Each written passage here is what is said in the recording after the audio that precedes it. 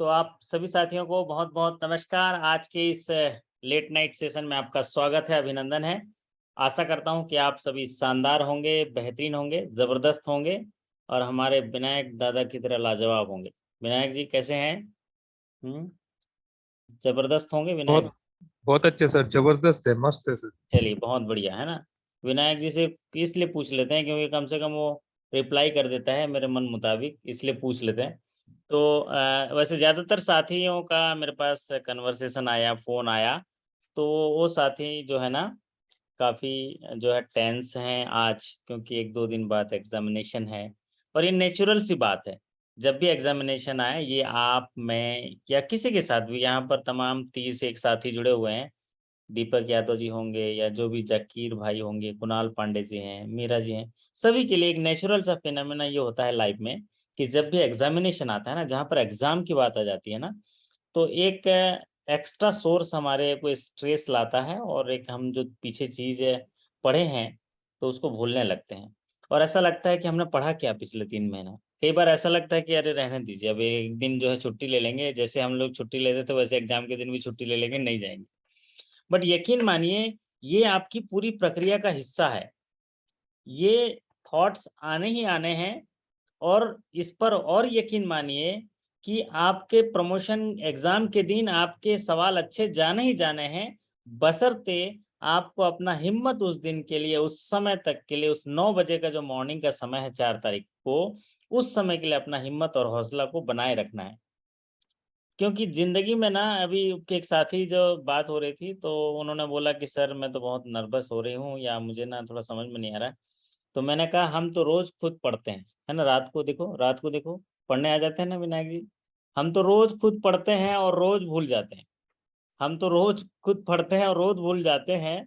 अब तो ऐसा लगा कि हर रोज़ ज़िंदगी के एक नए मोड़ पे पन्ना छोड़ाते हैं। मतलब एक पन्ना पढ़े, जहाँ पढ़े वहीं छोड़ के आ जाते हैं। पिछले 3 महीने से काफ़ी कुछ पढ़े, है ना?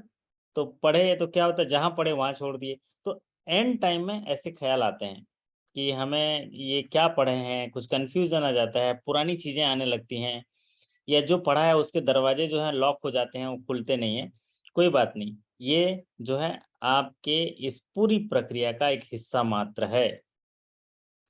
ऐसे समय में हमें अगर मन नहीं कर रहा है पढ़ने का तो मत पढ़िए, बातें करने का मन कर रहा है तो पढ़ लीजिए और आप बिल्कुल तैयार रहिए कि हाँ, मेरा एग्ज़ामिनेशन उस दिन बढ़िया जाएगा। क्यों? क्योंकि मुझे विश्वास है मेरे मन मस्तिष्क पर मैंने पिछले समय में जो पढ़ा है, वो उससे जुड़ा हुआ कोई भी चीज़ आएगा तो मेरा मन मस्तिष्क उसके आंसर को ढूँढ लेगा। तो जी हाँ, हमेशा ऐसा ही होता है कि जब आप एग्ज़ामिनेशन के दिन जाते हैं या कहीं भी अपने ऑब्जेक्ट को देखते हैं तो आपका जो मस्तिष्क है ना, वो उस रास्ते को या उस जगह को ढूँढ लेता है। जिस तरह हम किसी जगह में कोई साथी अगर स्कूटी में लेके गया रहता है या किसी गाड़ी में लिए ज गया रहता है, अगर 1-2 साल भी उस जगह को जाते हैं, वो जगह याद आ जाता है ना, विनायक जी? याद आ जाता है ना, हाँ, ये गली में तो मैं आया था, यहाँ पर पान ठेला है, यहाँ पर पान खाया था या कुछ मिठाई खाया था। ठीक उसी तरह एग्ज़ामिनेशन के भी दिन हैं। जितने भी साथी आज पढ़ रहे हैं और ये सोच रहे हैं कि सर मैं कैसे करूँगा, कैसे करूँगी एग्ज़ामिनेशन में मुझे तो कुछ याद नहीं आ रहा है, तो यकीन मानिए वो पान ठेले की तरह आपको याद आ जाएगा। या वो जो मार्केट में एक शॉप होता है ना जहाँ सस्ते में कपड़े मिले थे, अच्छे कपड़े मिल गए थे, अच्छी बार्गेनिंग में मिल गए थे, वो शॉप मिल जाएगा। क्योंकि हमारा ये पूरा नेचुरल फिनोमेना काम करता है। इसीलिए हमेशा बोलता हूँ ऑब्जेक्ट को देखते जाइए कंसंट्रेशन में। जीवन का जो सामने जितनी भी चीज़ें ऑब्जेक्ट आ रही हैं उनको देखते चलिए। एन एग्ज़ाम के दिन वो आपका दिमाग जो है उस पर काम करता है। तो आज के सेशन में कुछ सवालों पे चर्चा करेंगे जो आने वाले प्रमोशन के एग्ज़ाम के दृष्टिकोण से इम्पोर्टेंट है। रूपा जी जो हैं शिलांग से गुड इवनिंग कर रहे हैं और सभी साथियों को बधाई दे रहे हैं। तो सभी साथियों की ओर से हम रूपा जी को थैंक यू बोलते हैं। रूपा जी लिख रहे हैं good luck to all candidate appearing for the examination on the 4th सितंबर। तो सभी साथियों की ओर से Rupa ji thank you so much for appreciating and congratulating and giving the best wishes for their examination. Appreciating इसलिए क्योंकि हम इतने 3 महीने से ये लगातार पढ़ रहे हैं। कांग्रेचुलेशन इसलिए क्योंकि ये साहस कर रहे हैं और आपको थैंक यू इसलिए क्योंकि आप बेस्ट विशेस कर रहे हैं। तो आप सभी साथियों का हौसला अफजाई करते हुए क्योंकि आज बहुत सारे साथियों का फ़ोन आया, कई साथियों का मैं फ़ोन भी अटेंड नहीं कर पाया। अभी कल बात कर लेंगे थोड़ा-थोड़ा। फर्स्ट लॉ ऑफ जे कर दूंगा। तो मैं उनको यही बात बोला कि मौसम में कुछ नमी रह जाएगी, है ना विनायक जी, आवाज आ रही है? हाँ सर, हाँ सर। मौसम में कुछ नमी रह जाएगी, आंखें थोड़ी सब नमी रह जाएगी, हम कितना भी पढ़ लें रात भर विनायक जी, कुछ न कुछ कमी रह जाएगी, कुछ न कुछ ये कमी तो रह सही जाएगी। है सर, आप सही है। कितना भी पढ़ो, ऐसा समय होगा ही नहीं कि आप सारा पढ़ लोगे, कुछ न कुछ कमी रह जाएगी। तो इसी पंक्तियों से शुरुआत करते हैं। ये सेशन बड़ा सा प्रमोशन एग्जाम के एक्सपेक्टेड क्वेश्चन से जुड़ा हुआ है, तो जितने भी क्वेश्चन कर पाएंगे वो आपके लिए एक्सपेक्टेड होंगे, और हो सकता है आने वाले प्रमोशन एग्जाम में हूबहू आ जाए। तो पहला सवाल लेते हैं आपके स्क्रीन पर। तो ये एक्सपेक्टेड क्वेश्चंस है जो आपके प्रमोशन एग्जाम के लिए इम्पोर्टेंट होंगे। पहला सवाल देखिए, जो पॉपुलर सीरीज के सवाल हैं और जो पूरे पूरे चैप्टर को जो है आपको कवर करते हैं। Premium is paid by whom for the deposit insurance coverage under DICGC schemes। तो DICGC में जो भी प्रीमियम होता है उसको कौन पेड करता है? तो DICGC एक ऐसा स्कीम है जहां पर भारत सरकार चाहती है कि ये भारत के हर एक नागरिक को ये पता हो। क्यों पता हो?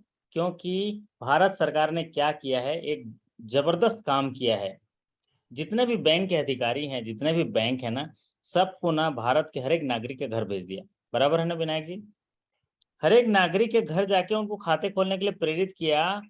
तो भारत सरकार की एक जिम्मेवारी है कि इसको पॉपुलराइज करे कि जो व्यक्ति बैंक में पैसा रखा है उसका पैसा सुरक्षित है भैया, बैंक डूब भी जाएगा तो उसका पैसा सुरक्षित है।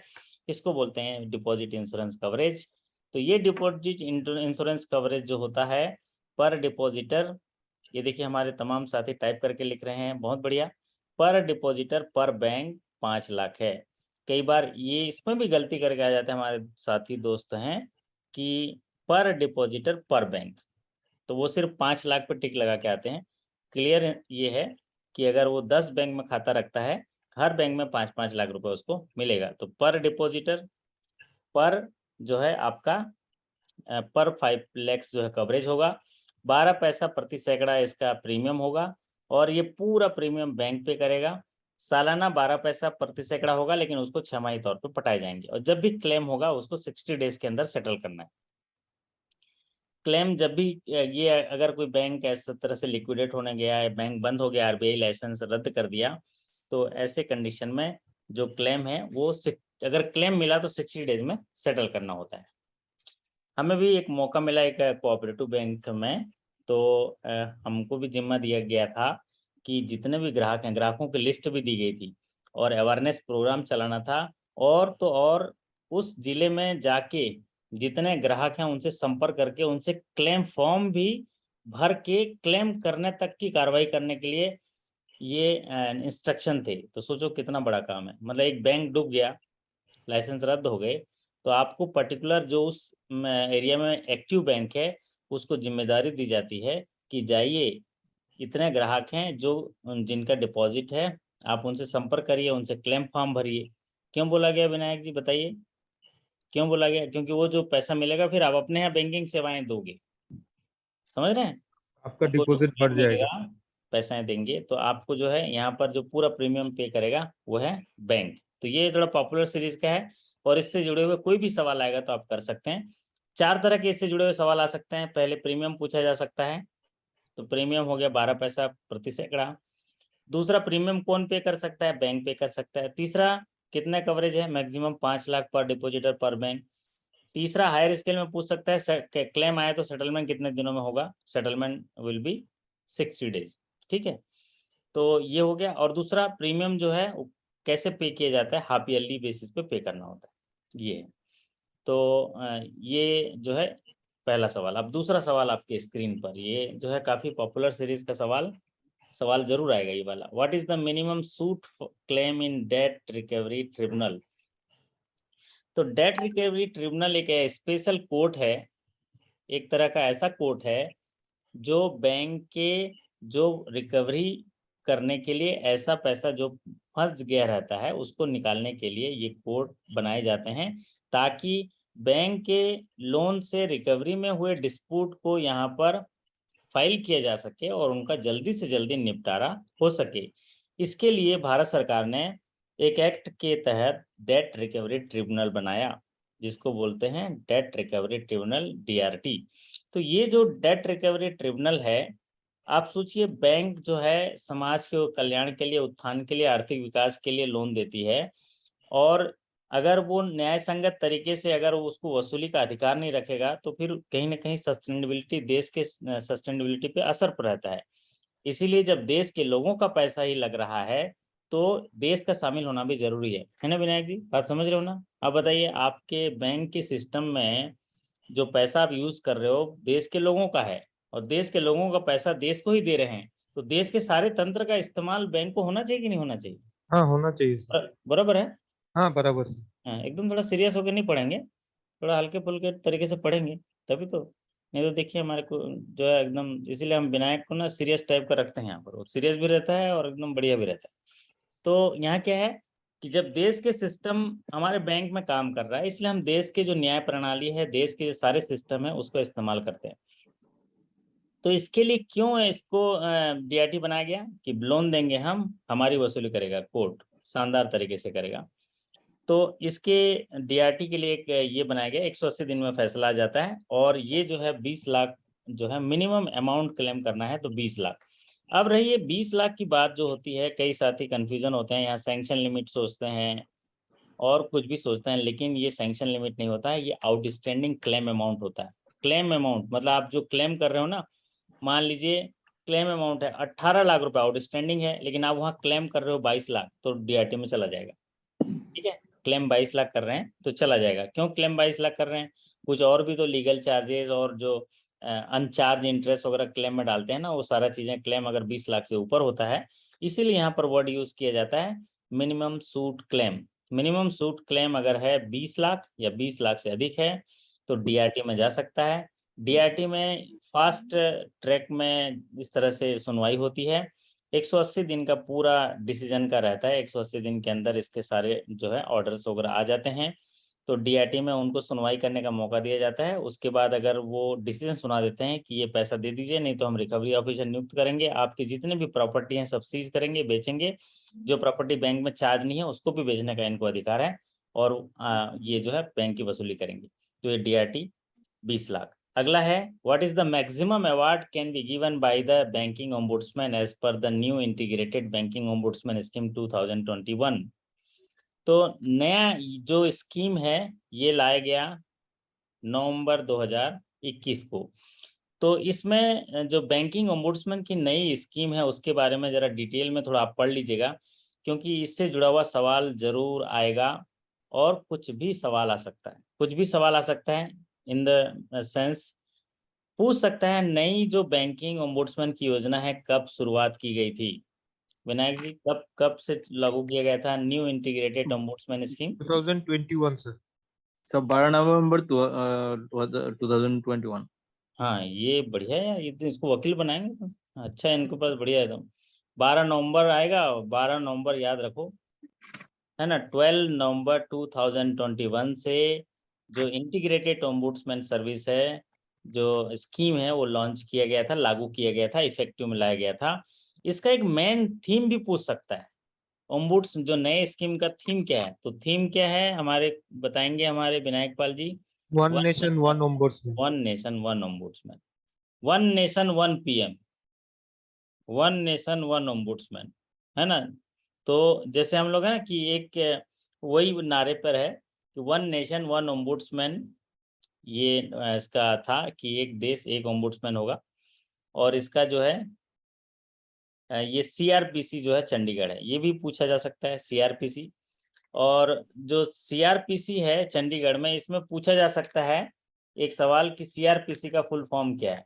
CRPC का फुल फॉर्म पूछा जा सकता है। Centralised Central receive and Receipt processing centre. Processing Center। हाँ, सेंटर, इसको बोलते हैं सेंट्रलाइज रिसिप्ट प्रोसेसिंग सेंटर। इसका मतलब ये है दुनिया भर से, मतलब सॉरी, इंडिया भर से जितने भी लोग कंप्लेंट करेंगे उनका सेंट्रलाइज रिसिप्ट प्रोसेसिंग सेंटर होगा, कौन सा? चंडीगढ़ चंडीगढ़ में। होगा, CRPC। तो इसमें एक और भी है, एक नंबर आता है टोल फ्री नंबर, जहां से शिकायत दर्ज की जा सकती है। क्या है वो टोल फ्री नंबर? नंबर पता IOS का नहीं है toll sir. Free number one nation one toll free number है। वो जो टोल फ्री नंबर है आपका iOS का, जो internal ombudsman toll free number, ये भी एक प्रमोशन एग्जाम में पूछा गया और वो है आपका 144 है। क्या है?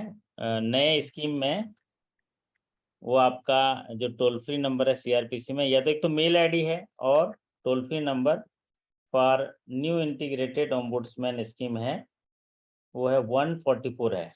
इंटीग्रेटेड ओम्बुड्समैन स्कीम में वो है 144 14448 है। क्या है? 14448 14448। तो मुझे 144 याद आ रहा था, लेकिन 14448 है। ठीक है, ये टोल फ्री नंबर है। दूसरा एक चीज पूछा जा सकता है इसमें कि इसमें मैक्सिमम अवार्ड कितना है, जो स्क्रीन पर आपके है मैक्सिमम अवार्ड दे सकते हैं 20 20 lakhs. लाख, और ये मैक्सिमम 20 लाख। अवार्ड होता है जितना लॉस हुआ है, loss of the sufferer and double of the loss में बी गिवन एज कंपनसेशन। तो जितना लॉस हुआ है या उसका डबल या मैक्सिमम 20 लाख, ये इसमें दिया जा सकता है, अवार्ड सुनाया जा सकता है। और इसके लिए एक सवाल और भी हो सकता है कि जब अगर नए ओम्बुड्समैन स्कीम में कोई शिकायत दर्ज की जाती है, तो नए ओम्बुड्समैन में जब शिकायत दर्ज की जाती है तो कितने दिनों में ये शिकायत बंद हो जानी 15 चाहिए? days 15 days 15 days 30 days sir, 15 हाँ, days के यहीं अंदर तो पर ही सर confirm 15 answer डेज करना है, 15 डेज है, 30 डेज में 15 अवार्ड days कंप्लेंस होना तो चाहिए। मेरी सवाल भी तो आप लोगों ने सुना नहीं ना। सवाल मैंने ये कहा कि कितने दिनों में शिकायत बंद हो जानी चाहिए? 30 डेज शिकायत बंद हो जानी चाहिए, रिजॉल्व हो जानी चाहिए, या तो शिकायत कंप्लीटली रिजॉल्व रिड्रेसल हो जाना चाहिए, वो है 30 डेज। लेकिन अगर 15 कहीं दिन में रिप्लाई reply की करना बात होता है। आई, जवाब देने की बात आई, तो वो है 15 डेज। ठीक है, मतलब नए ओम्बुड्समैन में एक आमूलचूल परिवर्तन किया गया है कि if the complaint receive through RBI CMS portal from CPRC centralized CRPC Chandigarh, then the reply should be given within how many days is mandatory। Reply कितने दिनों में देना है? वो है 15 डेज। अगर 15 डेज में रिप्लाई नहीं देंगे तो 13(1) नोटिस जारी होता है। 13(1) जो उसका धारा है 31 नोटिस, वो 31 नोटिस कहता है कि आपने 15 दिनों के अंदर, आपको शिकायत मिली थी नोडल ऑफिसर को, आपने जवाब नहीं दिया, तो क्यों ना आपके खिलाफ एक्स पार्टी अवार्ड घोषित किया जाए, आप कारण बताइए, है ना। तो 3 दिन का समय दिया जाता है, आप जवाब हमारे पूरी तरह से क्लोज बताइए, नहीं तो फिर आपके अगेंस्ट जो है हम एक्स पार्टी अवार्ड सुना सकते हैं।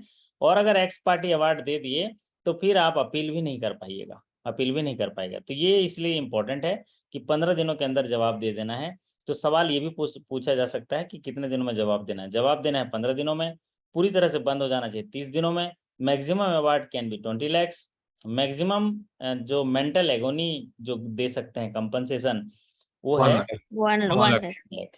ठीक है, तो ये आप जो है इतनी ही चीजें याद रखेंगे तो हो जाएगा। और दूसरा, हमारे जो शेखर जी ने बोला 12 नवंबर 2021 को ये जो है इफेक्टिव हो गया, 1 नेशन 1 ओम्बुड्समैन। और ये बोलेगा कि कितने योजनाओं पे मर्ज किया गया, तो 3 योजनाएं थी। पहले बैंकों के लिए एक ओम्बुड्समैन योजना थी, फिर एनबीएफसी के लिए था, और पेमेंट सेटलमेंट्स के लिए था। Payment 3 settlement। योजनाएं थी, वो सब 3 योजनाओं को मर्ज करके एक आएगा। चलिए, अगला सवाल आपके स्क्रीन पर पॉपुलर सीरीज का सवाल है, सवाल आना ही आना है। What is the maximum education loan consider as a 20 lakhs priority sector lending? 20 lakhs maximum education loan consider under priority sector lending, इसमें तो कोई कंफ्यूजन किसी साथी को नहीं होगा, सीधे सीधे आप जो है 20 lakhs में करेंगे। लेकिन फिर भी कई साथी जो हैं, अगर ये सवाल को थोड़ा ट्विस्ट कर सकता है, इसीलिए मैं डिस्क्रिप्टिव तरीके से आपको बता देता हूँ कि इंडिया में एजुकेशन हो चाहे इंडिया के आउटसाइड एजुकेशन हो, एजुकेशन लोन में maximum 20 lakh will be consider as a priority sector lending. लेकिन एजुकेशन लोन में एक विशिष्ट बात यह है कि अगर इसमें बोलेंगे मैक्सिमम लोन कितना होता है एजुकेशन लोन में, तो ये है नीड बेस। मान लीजिए हमारे कोई जो है कहीं पढ़ना चाहते हैं, जो फैशन में पढ़ना चाहते हैं, 1 करोड़ खर्चा है, तो 1 करोड़ भी लोन मिल सकता है। लेकिन उस 1 करोड़ में से 20 लाख जो होगा प्राइवेट प्रियॉरिटी सेक्टर में सेक्टर आएगा, में और बाकी 80 लाख जो है नॉन प्रियॉरिटी सेक्टर में आएगा। तो ये एक विशिष्ट बात है। हालांकि ये बात जो है हायर स्केल में पूछता है, लोअर स्केल में नहीं पूछता है।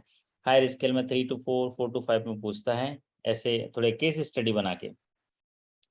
तो एजुकेशन लोन में तो 20 लाख सीधे 20 लाख में कर लेंगे, है ना, और आपका उत्तर सही हो जाएगा। अगला सवाल आपकी स्क्रीन पर इस प्रकार है। सवाल नंबर 5 कहता है कि what is the family income for doctor Ambedkar interest subsidy schemes for the education loan for overseas studies for other backward class categories and economically backward जो कैटेगरीज हैं, उनके जो होनहार बच्चे मास्टर डिग्री के लिए जाते हैं, तो मास्टर डिग्री के लिए जा रहे हैं, तो इनको जो है उनकी फैमिली इनकम कितनी होनी चाहिए, ये पूछा गया है एजुकेशन लोन में। एजुकेशन लोन में क्या है, हमारे यहाँ जो इंटरेस्ट सब्सिडी का प्रोविजन किया जाता है।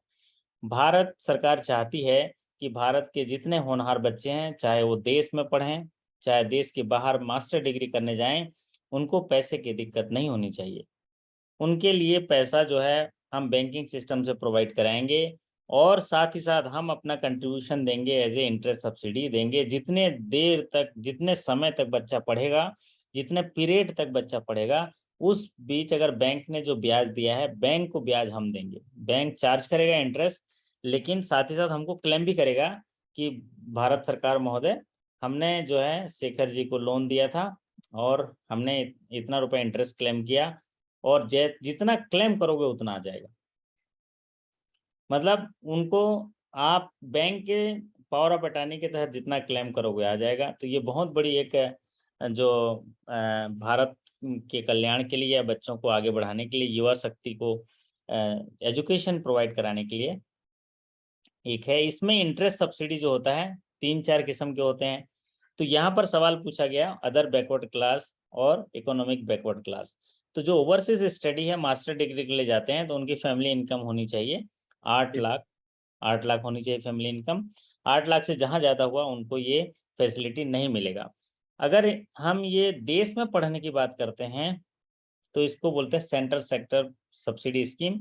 अगर देश में पढ़ रहे हैं तो 4.5 लाख रुपए फैमिली इनकम है, तो सेंट्रल सेक्टर सब्सिडी स्कीम्स के तहत स्टूडेंट को इंटरेस्ट सब्सिडी मिलता है। और अगर पढ़ो प्रदेश के साथ माइनॉरिटी कम्युनिटी के जो बच्चे हैं वो पढ़ने जाते हैं हायर एजुकेशन के लिए, विदेश जाते हैं, तो उनको जो है 6 लाख जो है उनका फैमिली इनकम होना चाहिए माइनॉरिटी कम्युनिटी के लिए।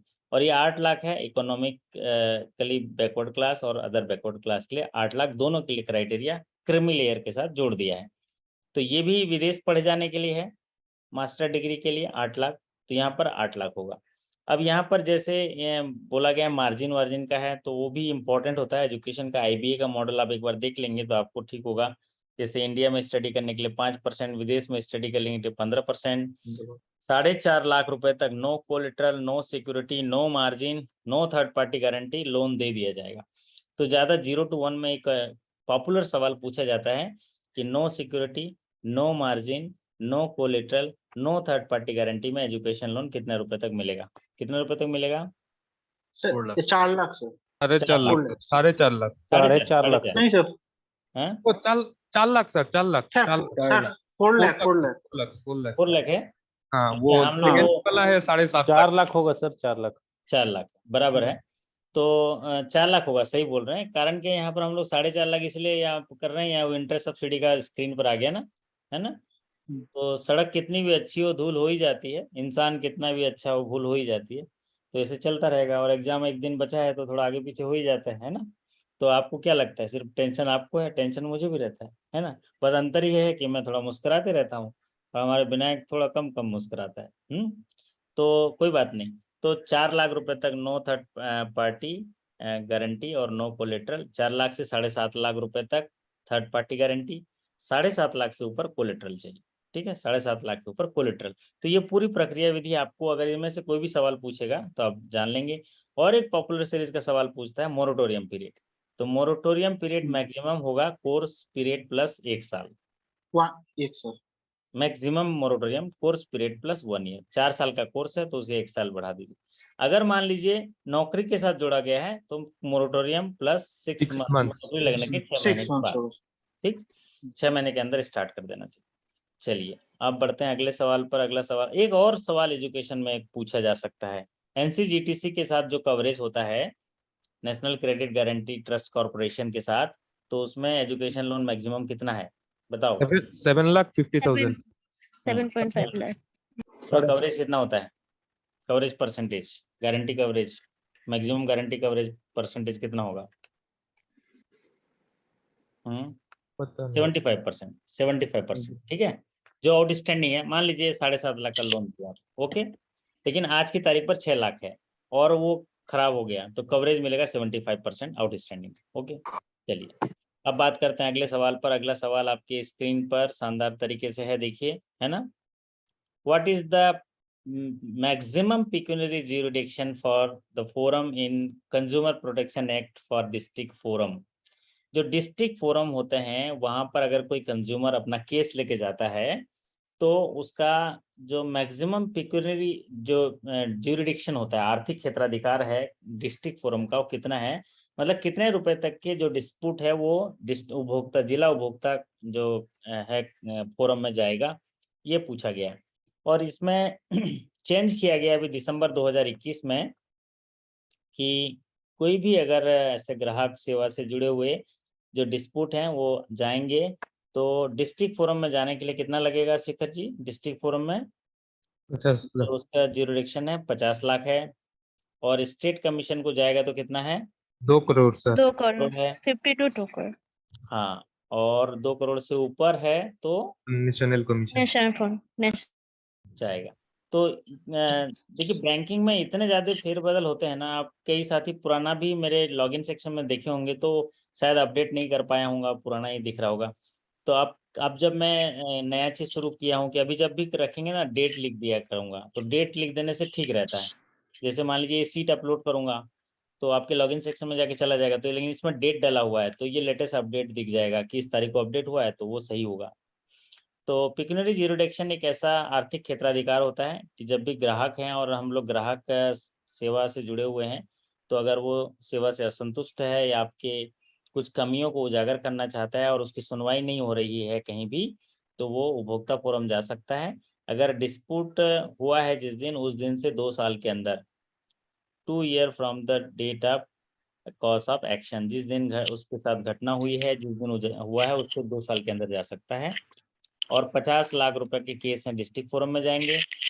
50 लाख से ज़्यादा, 50 लाख 1 रुपए से लेके 2 करोड़ तक जाएंगे स्टेट कमीशन को, 2 करोड़ 1 रुपए से लेके उससे 2 करोड़ से ज़्यादा जो जाएंगे वो है नेशनल कमीशन को जाएंगे। और एक दूसरे कमीशन में अपील सुनवाई होगी, जैसे ही ऑर्डर मिलता है तो उसमें अपील की जा सकती है। ऑर्डर मिलने के 30 दिनों के अंदर नेक्स्ट जो कमीशन है उसको अपील किए जा सकते हैं। चलिए अब बात करते हैं, अच्छा इसमें भी एक है कि कितने दिन में होगा। अगर कोई जांच, विशेष जांच, फोरेंसिक वगैरह की जांच की जरूरत नहीं है तो 3 महीने के अंदर नतीजा आ जाना चाहिए, और अगर जांच की जरूरत है तो 3 महीना और बढ़ाया जा सकता है। तो ये डीपली पूरा एक सवाल में सारा जो है आपको सेक्शन की भी जानकारी आपको मिल जा रही है। अगला ये इम्पोर्टेंट क्या है ये। था? हाँ जी सर पहले ये था ना जो स्टेट कमीशन का 10 करोड़ था ना? हाँ, पहले था ना 10 करोड़ था। बदल गया ना, ये दिसंबर 2021 में बदल गया ना सब, है ना। तो ये देखा नहीं था सर। कोई बात नहीं, इसीलिए तो आज सेशन में है ना। कहाँ से बोल रहे हैं आपको? दिख नहीं रहे जो आप, क्या नाम है? सप्तऋषि। सप्तऋषि मजुमदार। कहाँ हो आप? तो कहीं ब्रह्मांड में तो नहीं चले गए थे? सप्तऋषि हम दूर से ही देखते थे, उधर वो देख रहे हैं सप्तऋषि कहाँ है? आप बहुत दिनों के बाद दिख रहे हैं, है ना। चलिए कोई बात नहीं, ये आ गए, वाह ठीक है। तो अब सप्तऋषि जी क्लियर हो गया? हाँ सर। आपने पढ़ा था, ये पढ़ा होगा आपने दिसंबर 2020 में पढ़ा होगा, ये 19 में पढ़ा होगा, 2019 में चेंज हुआ था। हाँ सर। 2019 में चेंज हुआ था। क्या चेंज हुआ था कि जो 1 करोड़ तक के जो केसेस हैं वो कहाँ जाएंगे? वो जाएंगे डिस्ट्रिक्ट फोरम में, और 10 करोड़ तक के जो जाएंगे वो है स्टेट कमीशन में, और 10 करोड़ से ऊपर जाएंगे वो कहाँ जाएंगे? वो जाएंगे नेशनल कमीशन में। अब होता ये है इसमें कि सारे केसेस, मतलब जो स्टेट कमीशन है और जो नेशनल कमीशन, वो खाली बैठे हैं, है ना। और सारा जो डिस्ट्रिक्ट फोरम में सब केसेस लग गए, सारे केसेस। इसीलिए उसको जरा बैलेंस करने के लिए थोड़ा सा पिक्यूरियरी जीरो डिडक्शन चेंज किया गया। अगला सवाल आपके स्क्रीन पर है, what is the new definition of MSME unit for micro units. Micro units के लिए, लेकिन सवाल तो मैंने स्मॉल यूनिट के लिए बोला गया, यहाँ तक कुछ गलती हो गया लग रहा। चलिए, तो इसमें सारी चीजें पढ़ ही लेंगे। इसमें ये जो है मैंने सवाल लिखा था कि स्मॉल यूनिट्स किसे कहते हैं, तो कोई बात नहीं, माइक्रो यूनिट के लिए पूछा गया। तो माइक्रो यूनिट के लिए क्या होगा, हमारे राणा जी लिखते हैं 1 से लेके करोड़ होगा आपका जो इन्वेस्टमेंट होगा, टर्नओवर होगा 5 करोड़। तो एमएसएमई को बहुत सही लिख रहे हैं, मीरा जी लिख रहे हैं, विनायक जी लिख रहे हैं, नंदिता जी हैं और विजय रजक जी, बहुत बढ़िया। तो ये माइक्रो अगर आया तो माइक्रो में क्या होता है, एमएसएमई ने एक डेफिनेशन चेंज किया। एमएसएमई देश की एक मजबूत रीढ़ की हड्डी है। क्यों? क्योंकि हम जो है ना, हम जो इस हाड़ मांस से बने हुए इंसान हैं, ये कंज्यूमर है। हम क्या हैं विनायक जी? कंज्यूमर है। इसका एग्जाम हो जाएगा तो विनायक घर में नहीं मिलेगा, ये सीधे डीमार्ट में मिलेगा। हाँ, ताजा ताजा सैलरी भी क्रेडिट हो गई, कभी डीमार्ट नहीं गया है, जैसे एग्जाम खत्म हो डीमार्ट में, तो डीमार्ट में जाके हम अपने कंज्यूम वाली चीज जो है लाते हैं, और हम उस जो भी मटेरियल हमारे अंदर में जाता है उसकी एनर्जी को हम एनर्जी लेते हैं उससे, और उसके जो क्वांटम है उससे एनर्जी ले लेते हैं और बाकी खराब चीज़ों को डिस्ट्रॉय कर देते हैं। तो इसलिए एमएसएमई में 2 तरह की चीज़ें होती हैं, एक प्रोडक्शन होता है और दूसरा सर्विस होता है। तो सर्विस में क्या होता है, वही चीज़ जो हमारे एक व्यक्ति ने बनाया है, एक फॉर्म ने बनाया है, उसी को हम सर्विस देते हैं। मतलब चीज़ें वही रहती हैं, लेकिन एक में पहुंचाना होता है, एक में जो है बनाना होता है। तो इसमें माइक्रो यूनिट्स के लिए डेफिनेशन है चेंज किया है, और सभी जो डेफिनेशन नए डेफिनेशन में ये चेंज हुआ है कि कंपोजिट क्राइटेरिया रखा है। एक क्राइटेरिया इन्वेस्टमेंट, दूसरा क्राइटेरिया टर्नओवर है। एक यूनिट में अगर इन्वेस्टमेंट 1 करोड़ तक है और टर्नओवर उसका जो है 5 करोड़ तक है तो वो माइक्रो कहलाएगा। और साथ ही साथ अगर स्मॉल यूनिट है, तो स्मॉल यूनिट है तो उसमें इन्वेस्टमेंट 10 करोड़ और टर्नओवर 50 करोड़। और अगर मीडियम है तो investment up to 50 crore and turnover up to 250 crore. तो इसको 1, 10, 50 से सीखा जाए। 3 तरह के इंटरप्राइजेज हैं, माइक्रो, स्मॉल, मीडियम। तो माइक्रो में इन्वेस्टमेंट 1 करोड़, स्मॉल में 10 करोड़ और मीडियम में 50 करोड़। और जब टर्नओवर की बात आती है तो जो इन्वेस्टमेंट है उसका 5 गुना कर दीजिए। मॉरल ऑफ द स्टोरी ये है, जैसे मैं बोलता हूँ ना, आप लोग एंटरप्रेन्योर बनाऊंगा, तो ये क्या है, अगर 10 लाख रुपए आप कहीं लगा रहे हो ना, 10 लाख रुपए कोई बिजनेस में, तो आपका जो टर्नओवर है ना वो 50 लाख होना चाहिए, उसका 5 गुना होना चाहिए। क्योंकि 10 लाख आपकी जो इन्वेस्टमेंट लगी है ना, उससे जो प्रोडक्शन आएगा, फिर खरीदी बिक्री करेंगे, ये जो टर्नओवर है ना, ये आपका 5 गुना होना चाहिए। तब जाके सस्टेनेबल बिजनेस क्रिएट कर पाओगे, तब जाके प्रॉफिटेबिलिटी पे आ पाओगे, तब जाके अपने जो बोलते हैं अपनी आय को बढ़ा पाओगे, अपने परिवार को अच्छा कर पाओगे, फिर नया बिजनेस जो अपने ग्रोथ करोगे, एक्सपोनेंशियल ग्रोथ करने में वो पैसा लगा पाएंगे। तो ये उसका क्राइटेरिया है, इसीलिए इसको एमएसएमई को डेफिनेशन इस तरीके से दिया गया है। तो इसमें एमएसएमई में कोई भी सवाल आएगा आप कर लेंगे। माइक्रो आएगा 1 करोड़ इन्वेस्टमेंट, स्मॉल आएगा 10 करोड़ इन्वेस्टमेंट, मीडियम आएगा अप टू 50 करोड़ इन्वेस्टमेंट, और टर्नओवर पूछा जाएगा तो 5 गुना बढ़ा दीजिएगा। अगला सवाल आपकी स्क्रीन पर, what is the target for renewable energy for community lighting under priority sector lending. Priority sector lending में एक रिन्यूएबल एनर्जी है। रिन्यूएबल एनर्जी एक ऐसा सेक्टर चुना है कि नॉन कन्वेंशनल जो एनर्जी जनरेशन है वहां पर अगर कुछ काम करते हैं, जैसे सौर ऊर्जा है, तो ये इससे रिन्यूएबल एनर्जी के लिए अगर कम्युनिटी लाइटिंग के लिए कोई फाइनेंस की बात आती है तो मैक्सिमम फाइनेंस कितना होगा जो प्रियॉरिटी सेक्टर लैंडिंग का एरिया होगा। तो ये इसका आंसर हमारे साथी अभिनंदन जी ने बताया, तो इसको सही कर देते हैं, उनका अभिनंदन कर देते हैं। The answer will be ₹30 crore community lighting के लिए। कम्युनिटी लाइटिंग के लिए 30 करोड़ है। अगर इंडिविजुअल हाउस होल्ड है, जैसे हमारे विनायक दादा घर बनाएंगे ना, तो उनको जो 10 लाख रुपए तक एकदम, ये त्रिपुरा से तो नहीं मिलेगा उनको, बोलेंगे स्टाफ है, कहीं दूसरी जगह से लेंगे तो फिर या परमिशन कहीं से लेना पड़ेगा। तो ये जो लोन होगा रिन्यूएबल एनर्जी में प्रियॉरिटी सेक्टर का हिस्सा कहलाएगा। अगर वो इंडिविजुअल लाइटिंग है तो 10 लाख रुपए पर बारोवर, और कम्युनिटी लाइटिंग सिस्टम है और रिन्यूएबल एनर्जी के तहत किया गया है तो 30 करोड़ पर बॉरोवर मैक्सिमम लोन होता है, तो will be consider in priority sector. अगर उससे ज्यादा हुआ तो नॉन प्रियॉरिटी सेक्टर। चलिए अब बात करते हैं, अगला सवाल आपकी स्क्रीन पर। What is the maximum loan for social infrastructure priority sector for health care centre under Ayushman Bharat? तो आयुष्मान भारत के तहत जो है ये थोड़ा इसका सीलिंग बढ़ाया गया है। पहले ये 5 करोड़ था, लेकिन अभी इसकी सीमा जो है 2 गुना कर दिया गया है।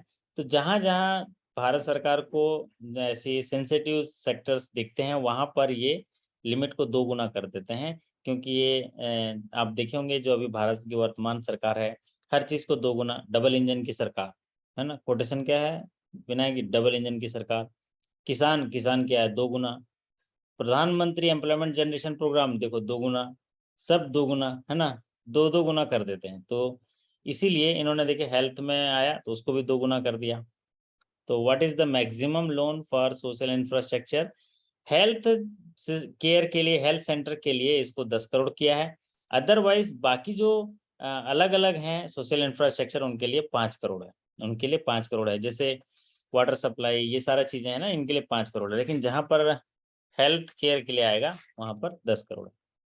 अगला सवाल आपके स्क्रीन पर ये पूछा गया है कि अगर कोई एमएसएमई लोन है, एमएसएमई लोन और स्टार्टअप को लोन दिया जा रहा है, तो जो नए डेफिनेशन दिया है ministry of commerce and industry ने गवर्नमेंट ऑफ इंडिया के, कि एमएसएमई में डिफाइन किए गए हैं ऐसे स्टार्टअप जिनका जो लोन है मैक्सिमम कितना होगा।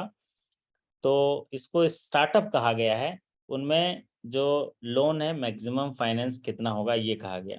तो जहां भी शब्द आता है स्टार्टअप, चाहे वो एग्रीकल्चर हो या एमएसएमई हो, सीधा एक ही उत्तर क्या है? 50 तोला। क्या? 50 करोड़। ठीक है, तो 50 करोड़ जहां भी स्टार्टअप आया है, सवाल को पढ़ना ही नहीं, टाइम बच जाएगा ना विनायक, है ना? आपका कितना 15 सेकंड भी बच गया तो कीमती है, हाँ सर। क्योंकि उसको इंग्लिश में लगाएंगे, है ना। तो जहां भी अगर मान लीजिए आपको स्टार्टअप की बात आ जाती है और अगर लोन की बात आती है, मैक्सिमम एक्सपोजर या मैक्सिमम लोन, तो उसको जो है 50 करोड़ आंसर कर दीजिए। चलिए अगला सवाल आपकी स्क्रीन पर है, इसको पढ़ेंगे हमारे विनायक जी। विनायक जी पढ़िए जरा। RBI has revised the minimum paid-up capital requirement for small finance bank to rupees dash crore. तो ये 100 करोड़ होगा, 200 करोड़ होगा सर। तो जो स्मॉल फाइनेंस बैंक 200 है, करोड़। स्मॉल फंड, देखो भारत में बैंकिंग की गतिविधियों में बहुत तेजी से वृद्धि हुई, फाइनेंशियल इंक्लूजन में वृद्धि हुई है, लोगों को जो है अभी उपभोक्ता श्रेणी में इतने सारे कंजम्पशंस में वृद्धि हुई है। तो कहीं ना कहीं जिस तरह से सारी एक्टिविटी में वृद्धि हुई है, ठीक उसी तरह से छोटे छोटे फाइनेंस करने में रिक्वायरमेंट में कैपिटल, जो वर्किंग कैपिटल के रिक्वायरमेंट में पब्लिक को इन्वॉल्व करने की ज़रूरत है। इसके लिए सिर्फ नेशनलाइज्ड बैंक या आरआरबी या प्राइवेट सेक्टर बैंकों के साथ साथ स्मॉल फाइनेंस बैंक या छोटे छोटे बैंकों की भी ज़रूरत जो है महसूस होती है। इसको मजबूत बनाने के लिए भारत सरकार ने इनके मिनिमम पेड अप कैपिटल के रिक्वायरमेंट को बढ़ाया है। पहले ये 100 करोड़ था। क्यों बढ़ाया है इसका मिनिमम पेड अप कैपिटल? इसलिए बढ़ाया है क्योंकि जब उनके पास पूंजी होगा तभी तो वो कैपिटल मिनिमम रिक्वायरमेंट के आधार पर रिस्क उनका लेने की क्षमता होगी ना। तो इसीलिए पहले 100 करोड़ था, इसको फिर 2 गुना कर दिया। डबल इंजन की सरकार है, 2 गुना कर देते हैं ये, तो ये 200 करोड़ कर दिया, है ना। तो अभी तो हमें विनायक पाल जी को एक टोटका मिल गया। कुछ भी है ना, अगर रिवाइज किए तो सर ये पहले 10 था ना, मैंने 10 पढ़ा था, तो डिवाइज तो 20 ही होगा, 20 में टिक करके आ जाएगा। एजुकेशन लोन पहले 10 था, 20 कर दिया, है ना। पीएमईजीपी का मैन्युफैक्चरिंग सेक्टर में 25 लाख था, 50 कर दिए। पीएमईजीपी का सर्विस सेक्टर में 10 लाख था, वो उसको 20 लाख कर दिए। तो पहले 100 करोड़ था तो ये 200 करोड़ कर दिए। 200 करोड़ इसलिए किए क्योंकि इनकी जो अप्रोच बढ़ रहा है, क्योंकि आप ये विजय रजक जी है ना, ये ठीक है अभी छोटे दिख रहे हैं, लेकिन इन्होंने बहुत सारे खाते खोले गांव में जा जाके, सब खाते खोल दिए। जब गांव से हम लोग खाते खोल दिए हैं और रिजर्व बैंक या बैंकिंग या भारत सरकार या मोदी साहब अकेले ही काफी हैं बैंकिंग के एडवर्टाइजमेंट करने के लिए, तो सभी लोग अपने हितों के प्रति जागरूक हो गए हैं। आवश्यकताओं के आधार पर जन समर्थ पोर्टल आ गया, ई गवर्नमेंट के इतने सारे पोर्टल आ गए हैं, वहां तो ऐसे फोन करो मोदी साहब हमको लोन चाहिए चाहिए चाहिए, मतलब चाहिए, तो वो सीधे पूरे खबर पहुंच जाता है। तो इतने सारे टेक्नोलॉजी, इतने सारे अवेयरनेस, इतने ई बात सुने ना, ई बात होता है इलेक्ट्रॉनिक बैंकिंग अवेयरनेस, ऐसा कुछ प्रोग्राम है, थोड़ा टेक्नोलॉजी सिस्टम देख लीजिएगा। ई बात का फुल फॉर्म एक एग्जाम में पूछा था, ई बात का फुल फॉर्म क्या है? ई बात जो आरबीआई का ई बात है ना, उसका फुल फॉर्म पूछा गया था। तो ई बात को बोलते हैं electronic banking awareness and training. क्या बोलते हैं? Electronic banking awareness and training, e बात। ई बात का मतलब क्या है? देखिएगा, आरबीआई जो है बहुत सारे एडवर्टाइजमेंट लाता है ना, जगह जगह कैंपेन करता है, एडवर्टाइजमेंट लाता है, चाहे वो सावधान करने के लिए हो या जागरूकता फैलाने के लिए हो, डिजिटल टेक्नोलॉजी के लिए, ओटीपी वगैरह साझा ना करें। तो ये तमाम चीजें जो जागरूकता में ना, हमारे आरबीआई से भी आगे हमारे जैसे भारत सरकार है, भारत सरकार में जब जो जितने भी कैंपेन होते हैं, ये सब में जो है जागरूकता फैलती है, जिसलिए समाज के लोग जो हैं इनको देना होता है फैसिलिटी, और जरूर देना चाहिए। ये बिल्कुल हम लोग उतना नहीं कर पाएंगे जब तक बहुत सारे और बैंक नहीं आएंगे, इसलिए उनको कैपिटल बढ़ाया गया 200 करोड़। और इनमें ये कहा गया है कि जो भी इनके मालिक होंगे, इन मालिक का जो रेशियो है पहले 40% था, इसको 15 साल के अंदर इसको 15% में लाना है। उनके शेयर जो होल्डिंग पैटर्न है उसको कम करते हुए जाना है, क्योंकि शेयर होल्डिंग पैटर्न अगर ज़्यादा रहेगा, उनकी मोनोपोली होती है, इसलिए उसको कम करते हुए बोला गया है। 40% शेयर अभी देगा अपना जो मालिक होगा, फिर उसको धीरे धीरे कटल करके 15% तक मिनिमम भी लेना है। बेनिफिशियल ओनर के लिए एक सवाल आता है ना विनायक जी, कि बेनिफिशियल ओनर के लिए कितना % होना चाहिए? कंपनी को छोड़ के बाकी सब के लिए सर 15% और सिर्फ Yes. कंपनी के लिए 25%। एग्जैक्टली। तो मिनिमम जो होता है वो 15% की बात आती है, और बाकी जगह अगर मान लीजिए है तो वो 25% होता है। तो लेकिन मिनिमम क्राइटेरिया 15, तो उसी को गवर्नमेंट वो लाना चाहती है यहाँ पर। चलिए अब बात करते हैं अगले सवाल पर। अगला सवाल आपके स्क्रीन पर है, what is the minimum daily maintenance of the cash reserve ratio at RBI? जो बैंक हैं वो अपना net demand and time liability का जो हिस्सा है वो रिजर्व बैंक में रख देते हैं, और इसको फोर्टनाइटली इसको मेंटेन किया जाता है। फोर्टनाइटली मेंटेन करने पर जो भी रिजर्व रेशियो रखा गया है परसेंटेज, उसका जो है डेली आधार पर मिनिमम उसका जो मेंटेनेंस है कितना होना चाहिए। मान लीजिए 100 रुपये रखना है कैश के रूप में, तो आज की तारीख पर वो मेंटेनेंस मिनिमम जो है 90 रुपये होना ही चाहिए, नहीं तो पेनल्टी या जो भी उसमें चार्ज है वो लेगा। तो minimum daily maintenance of CRR is 90%। तो ये कोविड के समय थोड़ा रिलैक्सेशन किया था सितंबर तक, लेकिन इसको फिर से रिस्टोर कर दिया गया, 90% किया गया। तो ये आपको याद रहेगा।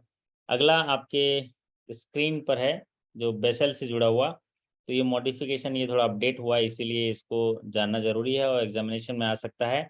क्योंकि बेसल एक जगह है स्विट्जरलैंड पर जहाँ पर बैंक फॉर इंटरनेशनल सेटलमेंट, जिस तरह हमारे बैंकों का सेटलमेंट कहाँ होता है, आरबीआई में होता है। देश का केंद्रीय बैंक कौन है Vinayak ji? RBI sir. RBI है। तो आरबीआई में अगर हमारे बैंक से दूसरे बैंक के साथ डिस्प्यूट होगा तो उसको आरबीआई रिजॉल्व करता है, आरबीआई सेटल करता है, आरबीआई निगरानी करता है, आरबीआई दिशा निर्देश करता है, आरबीआई पीसीए लगाता है, मॉनिटरिंग करता है। तो guidance, monitoring and prompt corrective action, ये तीनों अधिकार आरबीआई के पास है। या डिस्प्यूट रिजोल्व करता है, इंटर बैंक जो डिस्प्यूट होते हैं। ठीक उसी तरह हमारा इतना बड़ा दुनिया है, उस दुनिया में अलग अलग देश हैं, वो अलग अलग देश के बैंकों के बीच कोई डिस्प्यूट होगा तो उसको रिजॉल्व करता है बेसल, है ना, बेसल कमेटी। और ये बेसल है स्विट्जरलैंड में। तो ये बैंकिंग फॉर बेसल जो है एक सेटलमेंट फॉर इंटरनेशनल जो बैंक होते हैं उनके सेटलमेंट होता है। और इसके आधार पर इन्होंने क्या कहा है बेसल ने, कि जो भी बैंक होंगे वो सस्टेनेबल बैंकिंग करने के लिए एक मिनिमम कैपिटल रखने की ज़रूरत होती है। और वो मिनिमम कैपिटल जो बेसल 3 में इम्प्लीमेंटेशन है, ताकि वो कैपिटल रखने से उनको मार्केट रिस्क, क्रेडिट रिस्क और ऑपरेशनल रिस्क के लिए जो पूंजी की ज़रूरत है वो सुरक्षित रह सके और जनता का भरोसा बरकरार हो सके। इसके लिए एक लाइन दिया गया है कि ये कब इम्प्लीमेंटेशन हो जाना चाहिए इंडिया में। तो ये तो 2017 में इम्प्लीमेंटेशन था, फिर बढ़ा के फिर कोविड आ गया। कोविड के बाद बढ़ते बढ़ते अभी जो है इम्प्लीमेंटेशन के लिए जो डेट आया है वो है 1 जनवरी 2023। तो ये जो है मिनिमम कैपिटल जो रिक्वायरमेंट है कितना है विनायक जी, मिनिमम कैपिटल रिक्वायरमेंट? 11.5% सर। हाँ, तो इसको दो तरह से देखा जाता है। जो मिनिमम कैपिटल है, जो टायर 1 टायर 2 मिला के, टायर 1 और टायर 2 मिलाएंगे तो ये होगा 9% और 2.5% जो है capital conservation capital conservative buffer. हाँ, capital conservative buffer. Capital conservative buffer एक ऐसा बफर है, बोलते हैं ना बड़े बुजुर्ग क्या बोलते हैं विनायक जी, बोलते हैं अच्छे समय है तो 2 पैसा बचा के रखो, क्योंकि बुरे बुरे वक्त वक्त के लिए काम, बचा कर रखो। है ना। तो ये चीज तो अभिनंदन जी हाँ बोल रहे हैं, हाँ मैं करता हूँ सर बोल रहे हैं, है ना। तो क्या है, अच्छा समय है तो 2 पैसा बचा के रखो, 2.5 25 पैसा बचा के रखो। तो अच्छा समय है तो वो बफर रखे रहो अपने पास, ताकि बुरा समय में वो काम आएगा। तो कैपिटल तो अपने को जो 9% रखना है प्लस कैपिटल कंजर्वेटिव बफर है वो 2.5, लेकिन टोटल जो कैपिटल CRAR है 11.5 रखना है। और ये क्राइटेरिया इंप्लीमेंट करना है 1 जनवरी 2023। और ज्यादातर पीयर टू पीयर बैंक ये हासिल कर चुके हैं, क्योंकि जब बिजनेस फिगर में डिस्कस करता हूं तो मैं आप लोगों को ताली बजवाता हूं, तारीफ करता हूं ना कि आपका कैपिटल कंजर्वेटिव बफर इतना है, देखो CRAR इतना मेंटेन किया हुआ है। तो इसीलिए CRAR जो है इंपॉर्टेंट होता है, capital to risk weighted asset ratio. होता क्या है, हम लोग बैंकिंग कर रहे हैं, हम लोग कर रहे हैं व्यापार। क्या कर रहे हैं विजय रजक जी? व्यापार। और व्यापार में क्या होता है, व्यापार में सारे तंत्र मंत्र यंत्र लगे रहते हैं, है ना, साम दाम दंड भेद सब चलता है। आप ठीक है ईमानदारी से काम कर रहे हो, लेकिन सामने भी तो खिलाड़ी है ना। तो इसमें फ्रॉड भी हो सकता है, मार्केट रिस्क भी हो सकता है, क्रेडिट रिस्क भी हो सकता है, ऑपरेशनल रिस्क भी हो सकता है, इंटरेस्ट रेट रिस्क भी हो सकता है, सोवरेन रिस्क भी हो सकता है। तो सारे रिस्क को मिटिगेट करने के लिए हमारे पास पूंजी होना चाहिए। हम लोग तो पूरा बिजनेस जो है रिस्क का बिजनेस करते हैं। किसी को पैसा देना कितना रिस्क है, हाईली रिस्क में आता है। अभिनंदन जी बोले मैं सर मैं तो मेरे पास मैं तो देखो नहीं, हेलो आवाज नहीं आ रही है विनायक, हेलो अगर विनायक ने मांग लिया ना 50,000 भेजना, तो ये अभिनंदन जी बोले हेलो हेलो आवाज नेटवर्क नहीं है भैया अभी मतलब कहने का तात्पर्य ये है, मॉरल ऑफ द स्टोरी, कि अगर कहीं पर पैसा देना कितना रिस्क है सोचो। हम लोग तो सोच ही नहीं पाते हैं। तो यहाँ पर इसी बैंक जो है यही काम सुबह से लेके हमारे विनायक जी सुबह एकदम टिफिन लेके जाते हैं, एकदम बुलेट में जाते हैं कि बाइक में जाते हैं, कौन सी गाड़ी में जाते हो विनायक जी? एनफील्ड है सर। अरे गजब यार, इनफील्ड बुलेट है ना? बुलेट नहीं सर, वो क्लासिक है। क्लासिक है ना? एक तस्वीर भेजना कल DP में, मतलब या ऐसे ही भेजना व्हाट्सएप पे, है ना। तो अच्छा है, मतलब जो मन लगे वो करते रहिए, अपने जीवन का आनंद भी लेते रहना है समय के साथ। तो कहने का तात्पर्य ये है कि जब हम बैंक में डायरेक्टली व्यापार करते हैं और डेली रिस्क देते हैं, वो रिस्क जो सामान्य जीवन में आपके व्यक्तिगत जीवन में बेहद ही कठिन है, उसको जाके आप बैंक में करते हैं। किसी दूसरे का पैसा किसी तीसरे को देना, है ना, किसी दूसरे का पैसा किसी तीसरे को देना और दूसरे को आश्वासित करना कि भैया तू जिस समय आएगा मैं दूंगा। तो ये कितना बड़ा रिस्क है। तो इस रिस्क के लिए पूंजी रखना जो है, क्यों? क्योंकि हमने वादा किया है विजय रजक जी से कि वो जब भी मांगेंगे हम देंगे, ऑन डिमांड पैसा दूंगा। तो वो मांगने आएगा तो हमारे पास रहेगा तब देंगे। इसीलिए जैसे ही किसी को लोन दिए और लोन का पैसा नहीं चुकाता है तो क्या कर लेते हैं, उतना पैसा प्रोविजन लाके जेब से निकाल के कहाँ रखते हैं विनायक जी? अदर लाइबिलिटी एंड प्रोविजन में रखते हैं। और बैलेंस शीट का कौन सा कोड होता है, अदर लाइबिलिटी एंड प्रोविजन? हाँ 11 नंबर सर। हाँ, कैसे 11? अदर लाइबिलिटी एंड प्रोविजन कौन सा है बैलेंस शीट का code number? Other liability and provision liability का हिस्सा है, कोड नंबर सॉरी 5 5 5 आएगा, सर, 5 5 आएगा। देखिए वो एसेट बोल दिया था मैंने सर। क्या होता है जब भी आप लोन देंगे किसी को, वो एडवांसेस है। एडवांसेस किस में आता है? एडवांसेस 9 शेड्यूल में, 9 9 शेड्यूल में एडवांसेस आता है बैलेंस शीट के। तो जब एडवांसेस दिए हैं और वो पैसा डूबने लगा है, मतलब आप वो पैसा जो है NPA के कगार में जाने लगा है, तो अब उसमें प्रोविजन करना पड़ता है, क्योंकि अब डूब रहा है, क्योंकि वो पैसा किसी और का है, तो वो मांगने आएगा तो तुरंत देना है। तो इस क्या करते हैं हम, गाड़ी कमाई अपने प्रॉफिट एंड लॉस से या कैपिटल से निकाल के अदर लाइबिलिटी एंड प्रोविजन रख देते हैं। तो कैपिटल कौन सा एरिया में आता है, कैपिटल कौन सा शेड्यूल में आता है? 1 नंबर सर। एक नंबर में आता है। One. तो 1 से उठा के हम उसको 5 में रख देते हैं, 5 क्या है, अदर लायबिलिटी एंड प्रोविजन। क्यों रखते हैं? क्योंकि एक लोन डूब रहा है भैया, और ये जो पैसा है किसी और का है, डिपॉजिट। तो डिपॉजिट कौन से शेड्यूल में आता है? थ्री में तीन डिपॉजिट 3 में आता है। 3 वाले का पैसा हम 9 में दिए हैं, 9 वाला पैसा नहीं देगा तो 1 वाले का पैसा 5 में रख देंगे, ताकि उसको जब 3 वाला मांगने आए तो उसको लौटाएंगे। ठीक है, अब बाद में एग्जाम में कंफ्यूजन नहीं होना, ऐसे सिखाने के लिए है। अब बोलेगे सर इतना कठिन सवाल पूछ रहे हो, वहां ऐसा आएगा, तो हम तो बोले जय माता दी, सी में टिक लगाएंगे, हम आ जाएंगे। जहाँ समझ में नहीं, सी में लगा के आ जाना, बाकी हम शाम को निपट लेंगे। बस ये है कि जब टिक लगाने जाओगे तो आप में सच्चे मन रहना चाहिए, बिना छल कपट के, सद्भाव के साथ अपने इष्ट देवता को याद करते हुए टिक लगा दीजिएगा, जय माता दी करके, तब सही हो जाएगा। चलिए अब बात करते हैं अगले सवाल पर। अगला सवाल आपकी स्क्रीन पर। RBI has introduced mandatory positive pay mechanism for all the check valued above how much rupees? तो RBI ने 1000 चेक से, हाँ जी बोलिए। 50,000। अच्छा, मैंडेटरी 5 लाख है सर। हाँ ये आवाज आई किसी की, दमदार आवाज किसकी है? कौन भाई साहब है? सर सुविकास। हाँ सुविकास, ये देखो क्या बात कही हमारे यहाँ। तो यहाँ पर देखो सवाल क्या पूछा है, mandatory positive pay mechanism. Mandatory, बैंकों को मैंडेटरी है कि 5 लाख या उससे ऊपर के चेक आ गए, तो फिर 5 लाख से ऊपर के चेक आ गए तो उनको पॉजिटिव में पे मैकेनिज्म में ही पे करना है। नीचे लेवल तक डिस्क्रिप्शन ऑफ बैंक है, डिस्क्रिप्शन ऑफ बैंक है। लेकिन आरबीआई ने क्या किया है, आरबीआई ने प्रपोज्ड किया है कि 50,000 से ऊपर के अगर वैल्यू के चेक आते हैं तो कोई उनमें फ्रॉड हो जाए या कोई टेम्परिंग हो जाए, मटेरियल अल्ट्रेशन हो जाए, क्योंकि सब में बैंक को लाइबिलिटी है, बैंक को चार्जशीट होती है। हमने देखा है कि 20-20, 30-30 लोगों को चार्जशीट होता है ऐसे केसेस में, और 6-6 महीने का पनिशमेंट होता है। सोचो कितना तकलीफ में, दहशत में जीते हैं बैंकर्स कि सर हम डेली, ये हमारा राजू नारायण तो और है, बोलता है सर क्या बताएं सर, आंख बंद करके हम तो पास करते थे, भगवान को याद करते हैं, भगवान ना तो निपट लेना, संभाल लेना, पास करते।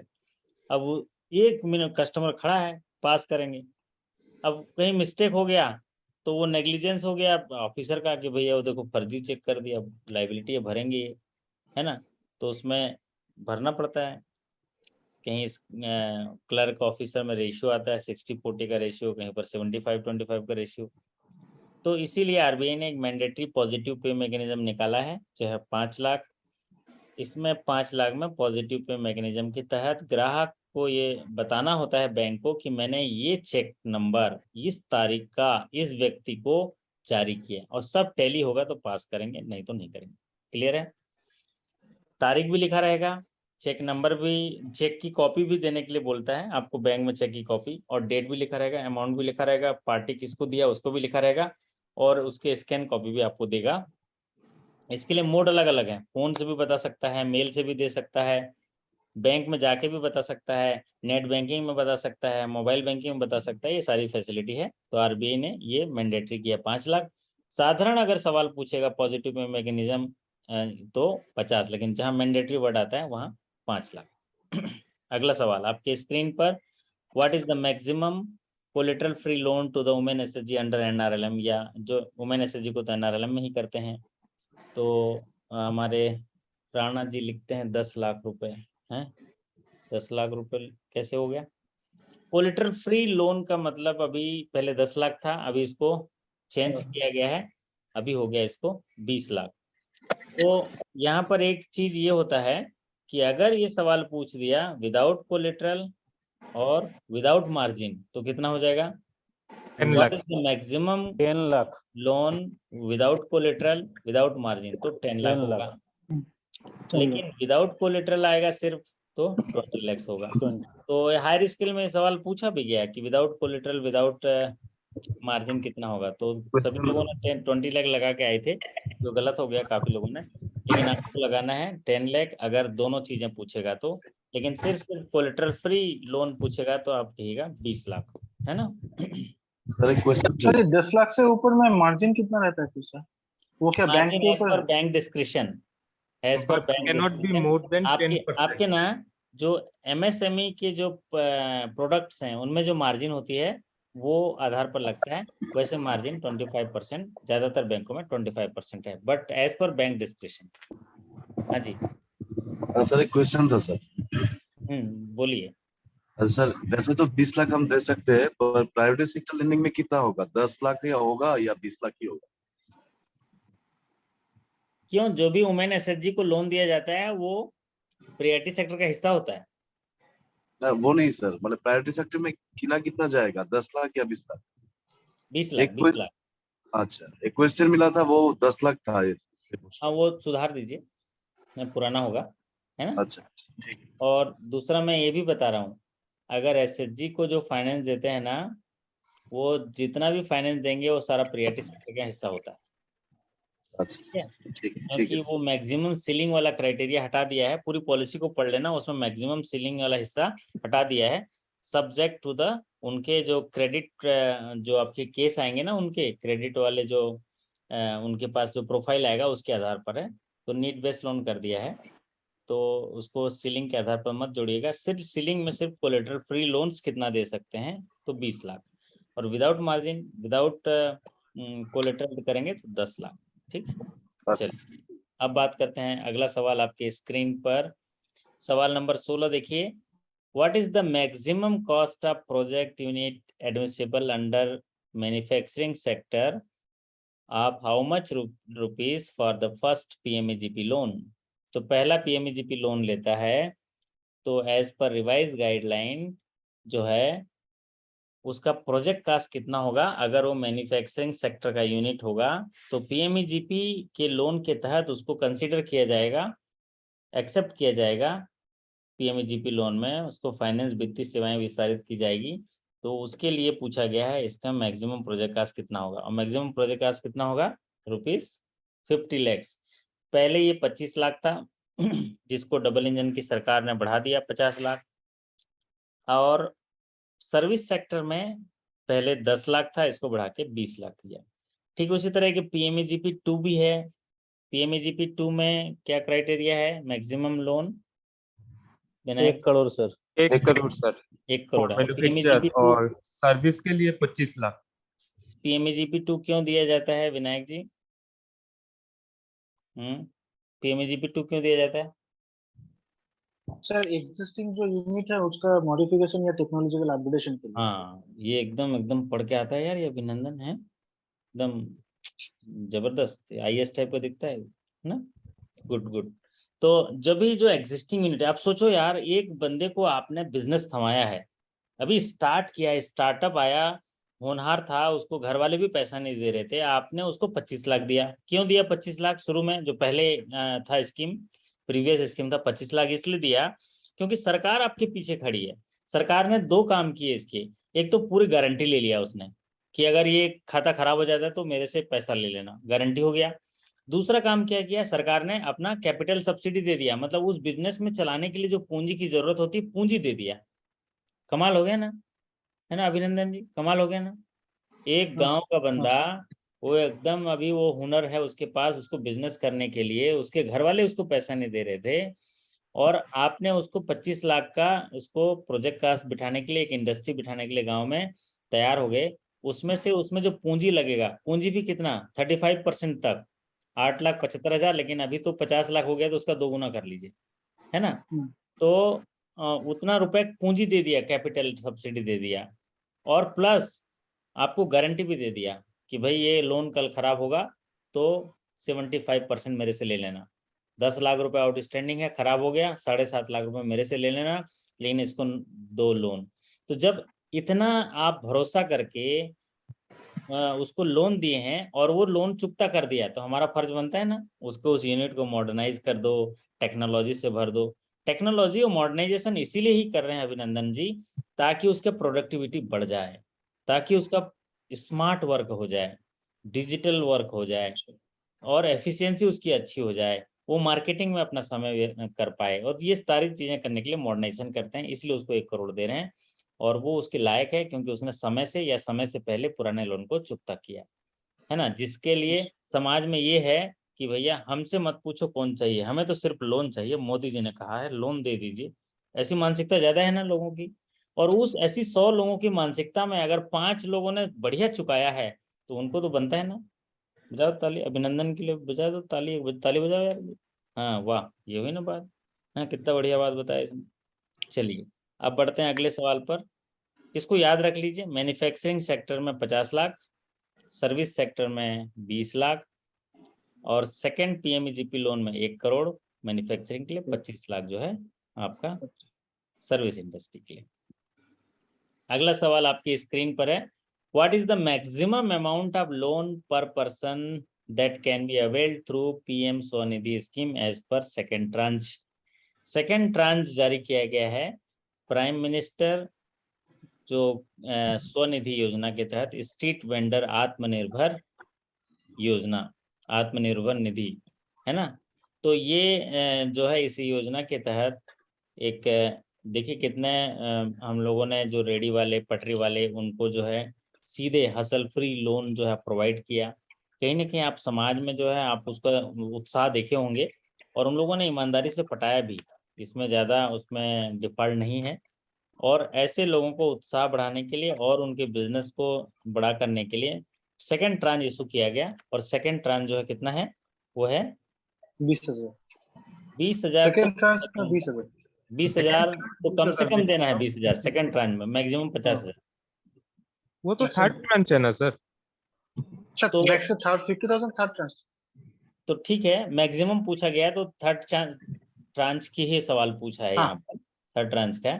देखो फर्स्ट में 10,000 था, सेकंड में 20,000 था, और थर्ड में 50,000 था। तो जो maximum 50,000 amount for loan as per can be availed through PM Svanidhi, और ये सारे लागू हो गए हैं, इसलिए मैक्सिमम 50,000 होगा। ठीक है। वैसे सेकंड ट्रांच के लिए भी पूछा जा सकता है कि मिनिमम कितना हो जाएगा सेकंड ट्रांच में, तो 20,000 मिनिमम 15 होगा, और 15,000 मैक्सिमम, हाँ ये मिनिमम 20,000 होगा सेकंड ट्रांच में, और मैक्सिमम पूछेंगे थर्ड ट्रांच में तो ये 50,000 होगा। ठीक है, तो यहाँ पर आंसर होगा 50,000। सर एक क्वेरी था सर। हाँ यहाँ पर तो सेकंड ट्रांच में 20,000 तो 6 महीना था रिपेमेंट ईयर, और हमारे यहाँ सर टीजीबी में दिखाया कि 18 मंथ्स है रिपेमेंट। ठीक है, इसीलिए उससे जुड़े हुए सवाल नहीं पूछेगा, रिपेमेंट से जुड़े हुए, अच्छा क्योंकि वो उसमें थोड़े बैंक टू बैंक वेरी करता है, डिस्क्रिप्शन है। तो जहाँ पर इतना वेरिएशन रहता है वहां पर सवाल नहीं पूछता है, कॉमन सवाल पूछ लेता है। तो यहाँ पर तो इम्पोर्टेंट है, याद रखिए, first tranche 10,000, second tranche minimum 20,000, third tranche जो है मैक्सिमम 50,000। ठीक है, ठीक। अब आप बढ़ते हैं अगले सवाल पर। ये है, what is the risk wait on personal loan. Risk wait on personal loan, जब भी कोई भी लोन होता 70। है उसका एक रिस्क होता है, और उस रिस्क के आधार पर उसमें रिस्क वेट कैलकुलेट किया जाता है। और इसकी जो घोषणा है वो आरबीआई करती है कि बैंकों को जो भी एसेट दिए जाते हैं उस एसेट्स पर एक रिस्क होता है। तो वो रिस्क जो है पर्सनल लोन में कितना है, वो रिस्क है 100%। मतलब 100 रुपये अगर किसी को दिए पर्सनल लोन, क्यों 100% है विनायक जी? क्योंकि ये क्लीन लोन है। क्या है? क्लीन लोन बोलते हैं, इसके पीछे नहीं कुछ भी रखते नहीं। हम। क्यों? खाली वचन दिया है ना, एक एक एम्प्लॉयर से वचन दिया है कि भाई मैं ना पटा दूंगा, भाई वादा करता हूँ मैं पटा दूंगा भैया, है ना। और उसकी नौकरी नहीं रही तो क्या गया वादा, क्या हुआ तेरा वादा, है ना, ऐसे फिर गाना गाना पड़ता है वादा। तो यहाँ वादा ही है, तो इसलिए यहाँ क्या होगा, मैं आपका रिस्क वेट जो है पूरा 100% है। एक्चुअल में ये पहले ज़्यादा था, ये 125% था, इसको कम किया गया 100%, तो ये 100% में भी सेट हो गया। अदरवाइज अगर ऐसा सवाल पूछा गया कि रिटेल लोन जो देते हैं, रिटेल हाउसिंग लोन हो गया, कार लोन हो गया, उनमें रिस्क वेट कितना है अभिनंदन जी? रिटेल लोन में रिटेल में तो 75%। 75% है। तो रिटेल लोन में 75% है, मतलब आरबीआई बोलती है कि 100 रुपए दे रहे हो तो उसमें 75 रुपए रिस्क है। सोचिए कितने रिस्क के बाजार में मार्केटिंग करते हो यार आप लोग, हैं बिना रिस्क के बाजार में आप मार्केटिंग करते हो, और इधर डीमार्ट में जाकर डरते रहते हो, हैं बताओ, हैं। तो ये है 100 रुपए में अगर कोई रिटेल लोन कर रहे हैं तो 75 रुपए डूब रहा है, पहले से ही देख लो, रिस्क लगा के रखा है। सर वो और अगर स्टाफ लोन है तो कितना रिस्क है? Staff loan 75% sir. 75%। अगर staff loan secured by tangible security just like mortgage, अगर स्टाफ लोन है sir house 20%, 20%। 20%। Okay. Loan to central government कितना रिस्क है? Loan to central government 0 0%, 0%, loan to state government, Bihar government 0%, 20%, Nitish Twenty- बाबू को 0%। 20%। Loan to state government 20%। नहीं 0%। Zero state government को loan दे रहे हैं ना, स्टेट कम गवर्नमेंट को क्यों लोन आंक दे रहे रहे हैं हैं, स्टेट गवर्नमेंट? सेंट्रल गवर्नमेंट को लोन दे रहे हैं तो 0%। अगर हम लोन दिए विनायक को लेकिन उनकी गारंटी लिया सेंट्रल गवर्नमेंट, कितना रिस्क होगा? 0%। सेंट्रल गवर्नमेंट अगर कोई गारंटी लिया है, जैसे CGTMSC हो गया है ना, NCGTC हो गया, या अभी जैसे कोविड का लोन बंटवाया ना सरकार ने, गारंटी लिया ना, तो इसमें जो है रिस्क क्या होगा? 0 रिस्क होगा। तभी तो हम लोग इतना लोन दे पाए, ऑटोमेटिक लोन दे पाए, क्योंकि अगर रिस्क होता तो कैपिटल कहाँ से लाएंगे? सरकार भी देने के लिए तैयार नहीं है ना। अगर हमने किसी को लोन दिया और उसकी गारंटी स्टेट गवर्नमेंट ली है, नीतीश सरकार ने, बिहार सरकार ने, तो कितना रिस्क होगा? इसमें 0%। 20% होगा। इसमें 20% होगा। स्टेट गवर्नमेंट पे थोड़ा भरोसा कम रहता है, हाँ ऐसी उधारी पे हाँ चलती है ना। ये अभिनंदन बोले हाँ सही है बोल रहे थे, थोड़ा उधारी पे रहते हैं सर, क्योंकि ना वहाँ घर में रखते हैं ना पैसा, कितने करोड़ कितना करोड़ मिला अभिनंदन घर में फ्लैट में सर अभी तक चल रहा है तो 49 मिला चल रहा था, है? फिर से अभी नेक्स्ट अभी तो बोल अभी तक चल रहा है। तो बैंक की 49 गाड़ी मिला जा ही था रहा है और अभी। एक फ्लैट से मिला था शायद 21 ऐसे कुछ, मतलब 100 करोड़ के हो गया आसपास। बताओ, हम लोग खाता भी नहीं खोल सकते यार, नहीं तो हमारा टारगेट पूरा हो जाता है ना हैं? खाता खोलेंगे नहीं, क्योंकि खाता खोल भी लोगे, वो पैसा रख भी लोगे ना, तो वो ED ट्रांसफर ले लेगा उसको, है ना। आज ही हमने जो है एक ऐसी अटैचमेंट ऑर्डर आया था, 30 लाख अभी ट्रांसफर करके आए हैं आज। लखनऊ का कोई सहारा इंडिया का पैसा दे के आए, सहारा इंडिया का पैसा, जो EPF ऑफिसर होते हैं ना, PF कमिश्नर होते हैं, उनका अटैचमेंट था। तो आप कितना बढ़िया बात है, देखो उनका अटैचमेंट ऑर्डर आया, तो जब अटैचमेंट ऑर्डर आया, प्रोहिबिटरी ऑर्डर बोलते हैं उसको, प्रोहिबिटरी ऑर्डर मतलब इन खातों में प्रोहिबिटरी ऑर्डर आया है, तो हमने शाखाओं से उन खातों को स्टॉप लगा दिया। क्या लगाया अभिनंदन जी? स्टॉप लगा दिया। उनको एकदम निर्देश दिया कि ये मोस्ट अर्जेंट है, इसमें तुरंत स्टॉप लगा दीजिए, अगर इसमें आज के बाद ट्रांजेक्शन हो जाएगा तो लाइबिलिटी हो जाएगी। उन्होंने स्टॉप लगा दिया और अकाउंट का स्टेटस हमको वापस कंफर्मेशन के साथ दे दिया कि हमने ये खाते जो आदेश मिले उनको स्टॉप कर दिया। स्टॉप करके हमने आपको कंफर्म किया कि हम आगे आगामी आदेश का हम आपका इंतजार कर रहे हैं, स्टॉप कर दिया। ठीक। अब जो है फिर उन्होंने बोला कि आप पार्टियों को इन्फॉर्म कर दो, पार्टियों को इन्फॉर्म कर दो। क्यों इन्फॉर्म करने की बात आई अभिनंदन, बताओ अगला स्टेप। इन्फॉर्म करने की बात इसलिए आई कि पार्टियों को लिखित में नोटिस बना के देना है कि अभिनंदन जी, आपका खाते को हमने स्टॉप किया क्योंकि हमें प्रोहिबिटरी ऑर्डर मिला है EPFO कमिश्नर सहारा इंडिया के केस के अगेंस्ट। अगर आपने इस केस में कहीं से स्टे ऑर्डर लिया है तो स्टे ऑर्डर की कॉपी हमें दे दीजिए, ताकि हम हायर अधिकारी को बता देंगे, और नहीं तो आपका पैसा काट के हम PF कमिश्नर के पास भेज देंगे। समझ में आया तो बोलिए अहो, है ना भाई।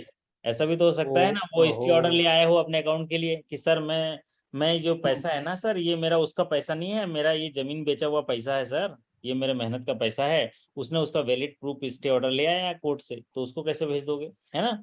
तो इसलिए हमको वेल एंड बिफोर ग्राहक को सूचना देना पड़ता है कि इस सूचना के 7 दिनों के अंदर आप हमें बता दीजिए कि इस आदेश के खिलाफ आपकी अगर कोई स्टे ऑर्डर है या आपका कोई बात है, तो आप उसकी कॉपी जमा कर दीजिए, ताकि हम जो है PF कमिश्नर को बता देंगे, नहीं तो आपका पैसा जो है जैसे ही आदेश आएगा हम भेज दिए जाएंगे।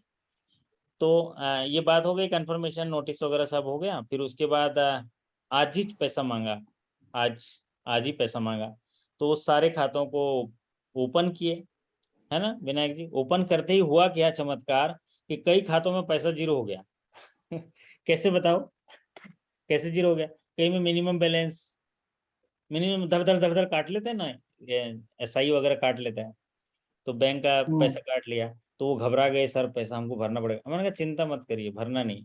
पॉलिसी क्या कहता है, बैंक का कोई चार्ज है पहले वसूलो, राइट अप सेटअप है हाँ, बैंक का सेटअप चार्ज, पहले कोई लोन उसका ड्यू है पहले काटो, लोन के EMI काट लो, बैंक का सारा काट लो, उसके बाद 1 रुपये बचा तो 1 रुपये देंगे।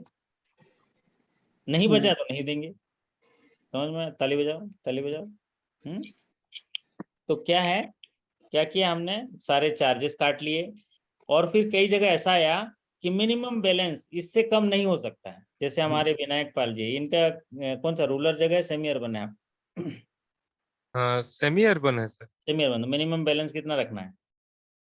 हमारे यहाँ सर 100 रुपया सेम ही है सर, 100 रुपया और 500 रुपया। 500 रुपये। चलो 500 रुपये है तो 500 रुपये मिनिमम बैलेंस। तो हमने बोला कि 500 रुपये मिनिमम बैलेंस है ना, उससे नीचे डेबिट करने नहीं देगा, नहीं तो पूरे चार्जेस फिर काट लेगा। तो 500 रुपये रख दो, बाकी पैसा भेज दो। 10,500 है तो 10,000 भेज दो, 500 रख दो। और जो सीट आया हुआ है उसके सामने लिख दो किस लिए आपने 500 रुपये रखा है, minimum balance charge as per bank policy, और बाकी पैसा भेज दो। और सब बना के सब आज भेज दिए लखनऊ को पैसा। तो ये होता है प्रॉपर कंप्लायंस। उसको जिस आधार पर डीडी बना के देना था उसमें भेज दिया। तो कहने का तात्पर्य वो थोड़ा आउट ऑफ टैक्स हो गया कि ये जो रिस्क है अलग अलग रिस्क होता है। तो पर्सनल लोन में 100%, रिटेल लोन में 75%, और जो 20% होता है ये staff loan secured by tangible security, housing loan ये वगैरह 20% होता है। तो मैं कह रहा था कि अगर कोई loan secured by central government है तो आपको 0% रिस्क, अगर सिक्योर्ड बाय स्टेट गवर्नमेंट तो 20% रिस्क है। इसको जरा याद रखें। कैश इन हैंड है 0 रिस्क, कैश इन हैंड कोई रिस्क नहीं है। अगर वो पैसा किसी दूसरे बैंक में रखा है तो 20% रिस्क। हाँ जी बताइए। स्टाफ के केस में सर अनसिक्योर्ड लोन में रिस्क वेटेड। स्टाफ लोन में एक ही उसमें कॉन्सेप्ट दिया है आरबीआई ने, स्टाफ लोन में 75% का रिस्क, भले ही वो अनसिक्योर्ड है लेकिन स्टाफ का रिस्क जो है 75% रखा है रिटेल कैटेगरी में, क्योंकि उसकी सैलरी जो है पक्की है उसके पास पहले से ही राइट ऑफ लियन रखा है उसको, है ना, अधिकार लेके रखा है।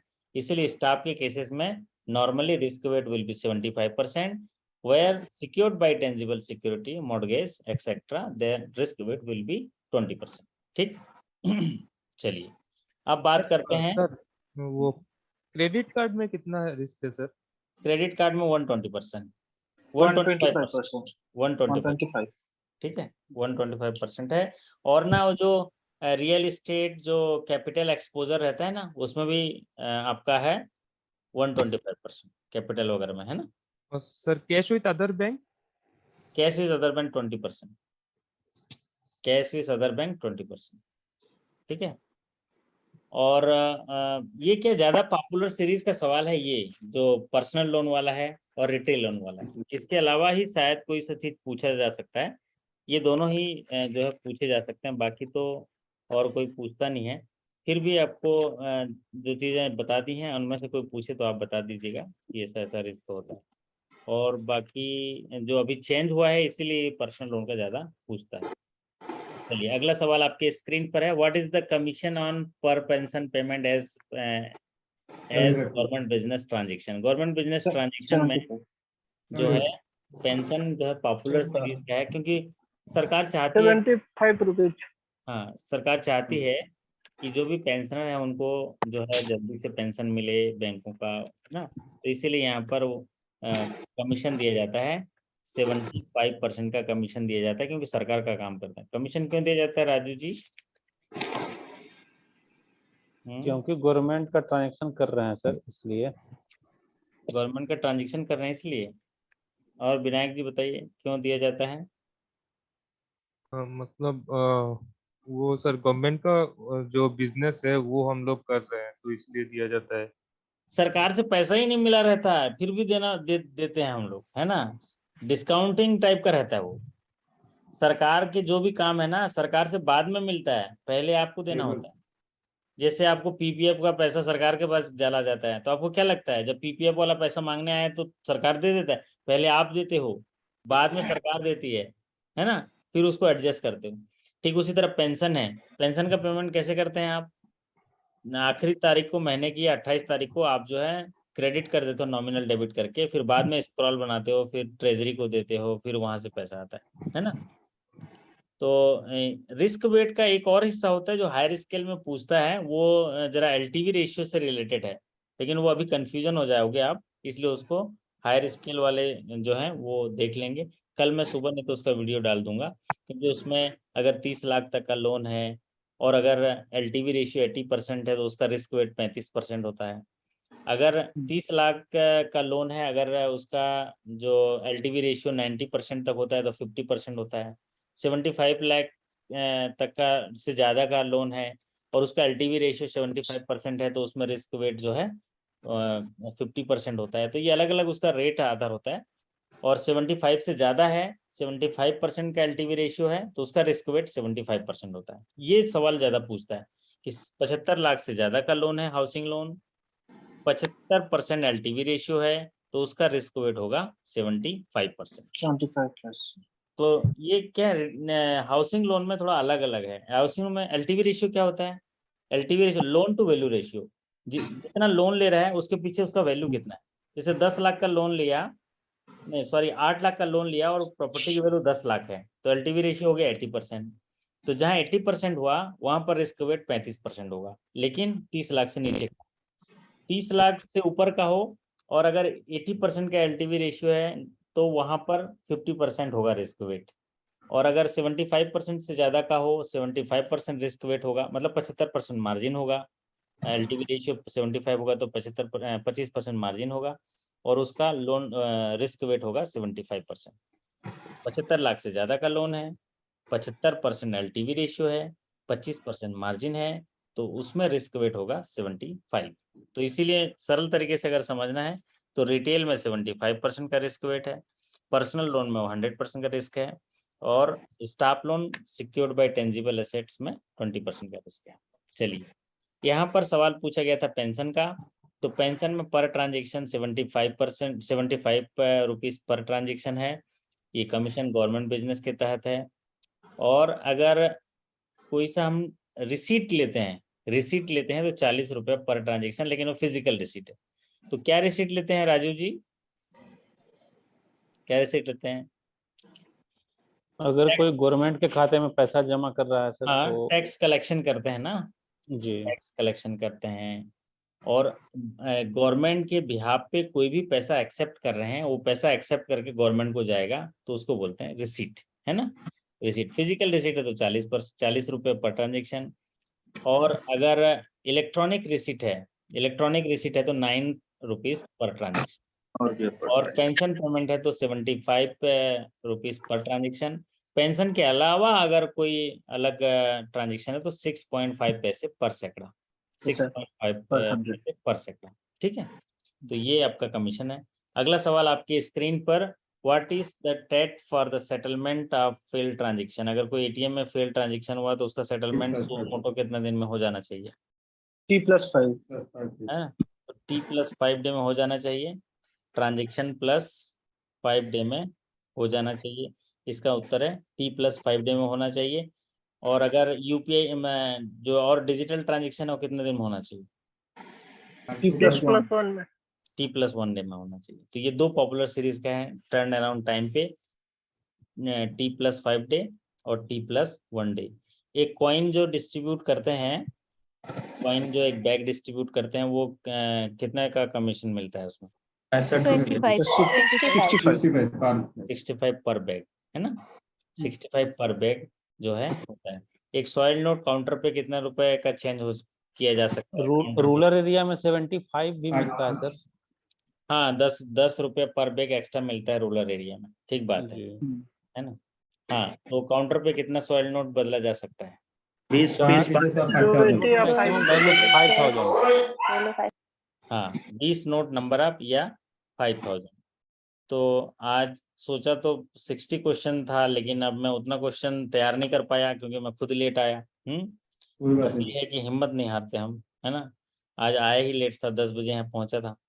तो आज 20 क्वेश्चन के लिए तो अब मैं जब जैसा बोला था कि कल सेशन नहीं करेंगे तो अब मैं ये बता रहा हूँ कि कल सेशन करेंगे।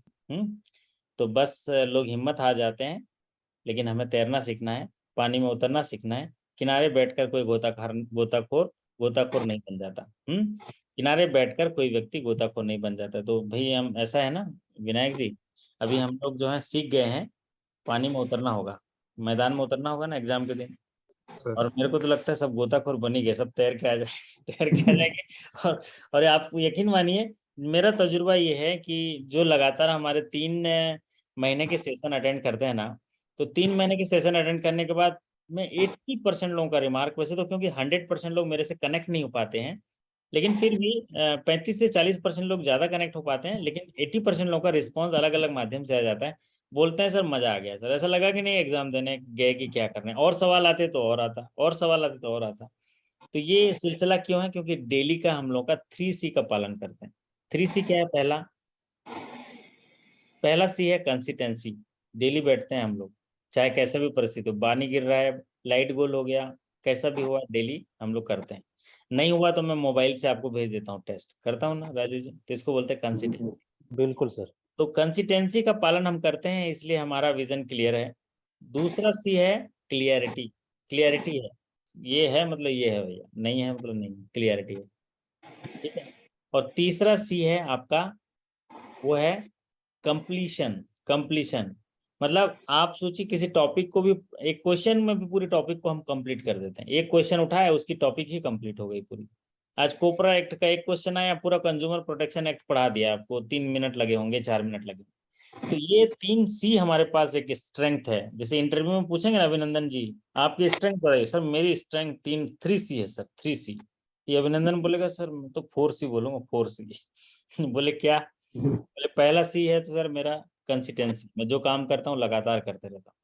दूसरा C है सर क्लियरिटी, मेरे अंदर क्लियरिटी होती है, काम कर रहा हूँ मतलब पहले क्लियर होऊंगा फिर काम करूंगा। तीसरा कंप्लीशन है, और चौथा कंप्लीशन होने के बाद भी नहीं रुकता, कंटिन्यूटी। कंटिन्यूटी चौथा C है, कंटिन्यूटी। और हमारे विनायक पाल जी बोलेगा सर मैं तो 5C में काम करता हूँ। बोले क्या? कंडीशनली, मतलब किसी भी कंडीशन में हो, मतलब मैं करूंगा, मेरा कंडीशन रहेगा कि मैं इसके लिए मैं मतलब अपने आप को समर्पित रखूंगा। कंडीशन का मतलब क्या होता है मालूम है विनायक जी?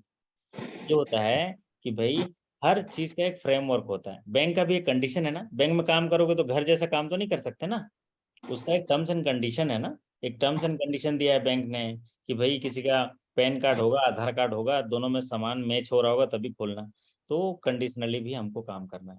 इसीलिए मैं, मेरे जो है सर, मैं सक्षम हूँ, या मेरे इनर स्ट्रेंथ है। तो आप सभी का हौसला अफजाई करता हूँ। कोई बात पूछना चाहते हैं, कोई थोड़ा बहुत अपना साझा करना चाहते हैं तो आप लोग कर लीजिए, फिर उसके बाद हम लोग आज का सेशन जो करेंगे। तो आज के सेशन में सबसे अच्छा क्या लगा विजय रजक जी? कोई एक चीज आपको जो थोड़ा लगा कि हाँ ये क्लिक कर गया? एसएचजी का नो कोलेटरल नो मार्जिन और नो नो कोलेटरल का दोनों का डिफरेंस 10 लाख 20 लाख का सर, ओके, कंफ्यूजन हो रहा था, सही हो गया वो। बहुत बढ़िया। हाँ जी अभिनंदन जी, कोई बात, कोई चीज क्लिक करिए आज। वाह, आज तो नंदिता सर जी दिख गई। सर मेरा तो सर हाँ सर वो पॉजिटिव पे वाला जो क्वेश्चन ओवरलुक कर गए, मतलब वो जो 50,000 कर दिया था, वो 5 लाख हाँ, इमीडिएट जो मैंडेटरी वाला काम ही नहीं देखा था। तो ठीक बात है अभिनंदन जी। तो एग्जाम के ऐसा ही दिन भी होता ना, है सर।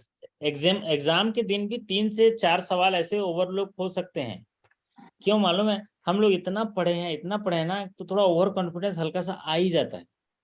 ये सवाल पूरा पढ़े बगैर हम टिक करके चले गए रहते हैं, बाद में जब शाम को डिस्कस करेंगे, अरे सर ये तो मैं क्या गलती कर दिया।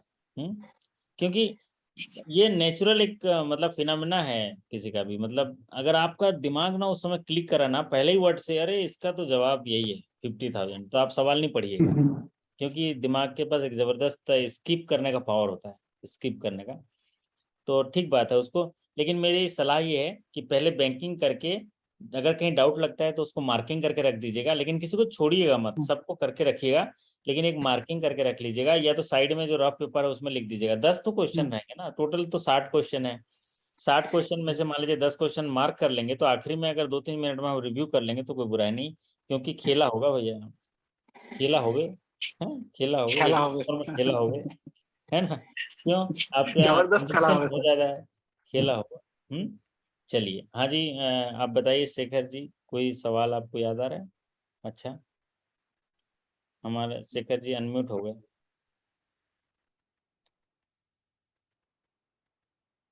तो जो पॉजिटिव पे मैकेनिज्म जो मैंडेटरी पार्ट वही अच्छा लगा, जो 50 लाख से हो या 5 लाख हो गया, मैंने 50,000 हमने जाना था, अब भी जाना था। मैंडेटरी पार्ट जो होता है 5 लाख का होता है। Okay, good. वैसे यहाँ पर जितने सारे सवाल पूछे गए ना अभी आज किए हैं, ये सारे सवाल आपके प्रमोशन एग्जाम में आने के पूरे चांसेस हैं। राजू जी, एक आध सवाल कोई अच्छा लगा? सर ऐसे तो सारे सवाल बेहद अच्छे रहे सर, लेकिन एक एक जो बहुत सारी योजनाओं में जो वर्तमान सरकार में जो डबल किया गया ना सर, वो बहुत ही मुझे लगता है कि आज जो 20 क्वेश्चन पढ़ाया गया ना, 22 क्वेश्चन, इसमें से 8-10 क्वेश्चन ऐसे हैं जिसमें वो जो चेंजिंग हुआ है ना, वो डबल का ये हुआ है, बहुत सारा ऐसा क्वेश्चन है। तो ये ठीक बात बहुत है। ज्यादा जो है उपयोगी है सर हाँ, हमारे। उपयोगी है। और डबल इंजन की सरकार है, देखो हमें भी अपने आप को दोगुना करना है, ज्ञान स्तर दोगुना करना है ना? सर अपने एक चीज स्मार्टनेस पूछना को था भी सर दोगुना करना है। जी, ये जो फिजिकल कैश रिसिप्ट में कमीशन 40 रुपीज है सर, और पेंशन पेमेंट में 75 रुपीज, डिजिटल ट्रांजेक्शन में 9 रुपीज, 9 रुपए, और एक चीज और आपने कुछ बताया था सर, वो मैं नोट नहीं कर पाया सर। पेंशन पेमेंट में 75 रुपीज पर ट्रांजेक्शन, और अदर जी। पेमेंट में 6.5 पैसा पर सैकड़ा। ये भी पूछा है, हायर स्केल में पूछा है कि अदर पेमेंट में, गवर्नमेंट बिजनेस में अदर पेमेंट में कितने रुपए का कमीशन मिलता है? 6.5 पैसा पर सैकड़ा। मतलब मोटा अदर मोटी पेमेंट क्या हो सकता है sir? Other other payment pension के अलावा और भी कुछ पेमेंट करते हैं ना।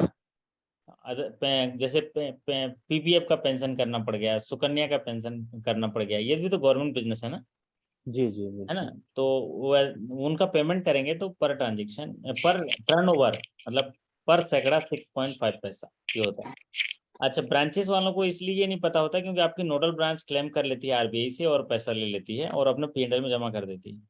कायदे से अगर ब्रांच में वो डिस्ट्रीब्यूट होना चाहिए, जिस जिस ब्रांच का है वो कमीशन बंटना चाहिए। लेकिन अभी क्या किया है बैंकों ने, सर्विस टैक्स के फाइलिंग में दिक्कत होती है, इसलिए पीएनएल में डाल देते हैं और वही ब्रांच उसको सर्विस टैक्स में रजिस्टर कर लेता है। क्योंकि जब भी पीएनएल में कोई कमाई होती है तो टैक्स टैक्स होता है ना? ये अच्छा सर, एटीएम ट्रांजैक्शन में भी बैंक को कुछ कमीशन मिलता है कहीं से क्या? नहीं नहीं, ऐसा कोई कमीशन नहीं है। पेटीएम ट्रांजैक्शन में कोई कमीशन नहीं। क्या है, सरकार डिजिटल ट्रांजैक्शन को बढ़ावा देने के लिए उसमें कमीशन जो है 0 किया है। अब देखो कम से कम कमीशन या नहीं के बराबर कमीशन लिया है अगर ग्राहक, क्योंकि जितने ट्रांजैक्शन में ग्राहक का इन्वॉल्वमेंट है उसमें कमीशन नहीं मिलता बैंक को। ठीक है, आपने आपने क्या अनबोर्डिंग दे दिया, वो कर रहा है, कस्टमर लेन देन कर रहा है, इसमें अभिनंदन जी तो अपने घर में बढ़िया बैठ के भारत पाकिस्तान का मैच देख रहा है, लेकिन कस्टमर जो है पान ठेले में बड़े बैंकिंग कर रहा है। आपको क्या लग रहा है? हम लोग अभी पढ़ रहे हैं लेकिन सभी लोग बैंकिंग कर रहे हैं, है ना? विनायक जी, कोई एक सवाल आप आज के सेशन का याद करना चाहेंगे? सर एक सर क्वेश्चन है मेरा। मुझे सर वो हाँ हाँ, तो आंसर जी आते हैं आपके पास। रिस्क वाला जो है, रिस्क वेट वाला, परसेंटेज वाला, वो मुझे बहुत अच्छा लगा सर, बहुत अच्छा। मतलब आज वो मैं भूल जाता था तो आज वो क्लियर हो गया मेरा। ठीक बात है। सेंट्रल गवर्नमेंट को एक्सपोजर कितना है? अगर सेंट्रल गवर्नमेंट को लोन दिए तो कितना? सेंट्रल गवर्नमेंट को लोन दिया तो 0, सेंट्रल गवर्नमेंट का कुछ भी आए तो 0। स्टेट गवर्नमेंट को लोन दिया तो 0 आरबीआई नहीं को नहीं, लोन दिया तो आरबीआई को 0 लोन दिया तो आरबीआई को, 0 0 और सेंट्रल गवर्नमेंट ने गारंटी लिया तो 0 डीआईसीजीसी अगर गारंटी लिया तो, डीआईसीजीसी अगर कोई लोन में डीआईसीजीसी गारंटी लिया तो, एनसीजीटीसी गारंटी लिया, डीआईसीजीसी गारंटी लिया तो तो सर 20% 0 होगा। 0, है ना? स्टेट गवर्नमेंट गारंटी लिया तो 20%। 20%। ठीक है।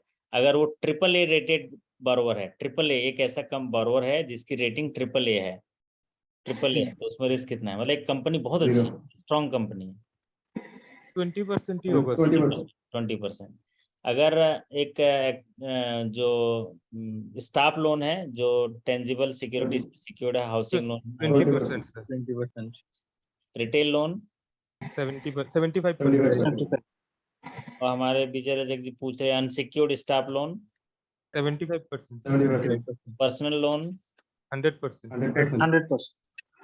हाउसिंग लोन 75 लाख से ज्यादा, 75 लाख का एलटीवी रेशियो, 70 कितना रिस्क वेट? वो भी 75 ही है। 75%। ठीक बात।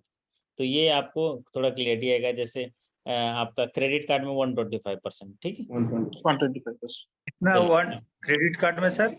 125%। क्यों 125% है मालूम है विजय जी? क्रेडिट कार्ड में इंटरेस्ट कितना लगता है ये राजू नारायण बताएंगे, राजू नयन जी बताएंगे। क्रेडिट कार्ड में कितना इंटरेस्ट लगता है? 30% का इंटरेस्ट लगता है 30 SBI का क्रेडिट 30 कार्ड to देख लो। 40% सर, हाँ हाँ कौन 30 to बोला? 40% सर। हाँ ये तो देखो अभिनंदन। भुक्तभोगी ये है, देखो हाथ कंगन को आरसी किया, पढ़े लिखे को फर्जी किया। एक बार क्रेडिट कार्ड यूज करके देख लो, पता चल जाएगा कि ब्याज कितना लगता है। 30% सोचो सालाना। और हम लोग पर्सनल लोन कितने में देते हैं? 9% से लेके 12%, है ना। और अगर क्रेडिट कार्ड दिया तो 30%, मतलब कितना तेज गति से, बाप रे कितना कमा रहे होगा बैंक में, है ना। और क्रेडिट कार्ड ऐसा पकड़ा दिए, और अगर वो पूरा ड्यू नहीं पटा पाया उसके सर्कल में, तो जो आउटस्टैंडिंग है उसमें 30% इंटरेस्ट लगेगा। तो जब 30% इंटरेस्ट लगेगा तो रिस्क भी तो ज्यादा होगा ना, सर रिस्क भी। और क्लीन लोन, डिफॉल्ट होने का चांसेस बहुत ज्यादा है सर। हाँ बहुत ज्यादा हाई रिस्क है ना, सर इसीलिए। एक बार और गलती से भी कैश विड्रॉल कर लिया तो बस खत्म। हाँ क्रेडिट कार्ड से कैश विड्रॉल कर लिया। हाँ, तो एक दिन थोड़ा अलग से बताना ना, थोड़ा अपना दुखड़ा थोड़ा बताना जरा क्रेडिट कार्ड वाला, क्योंकि क्रेडिट कार्ड कितने भी आते हैं ना, क्रेडिट कार्ड को मैं बोलता हूँ डिस्ट्रॉय कर दो।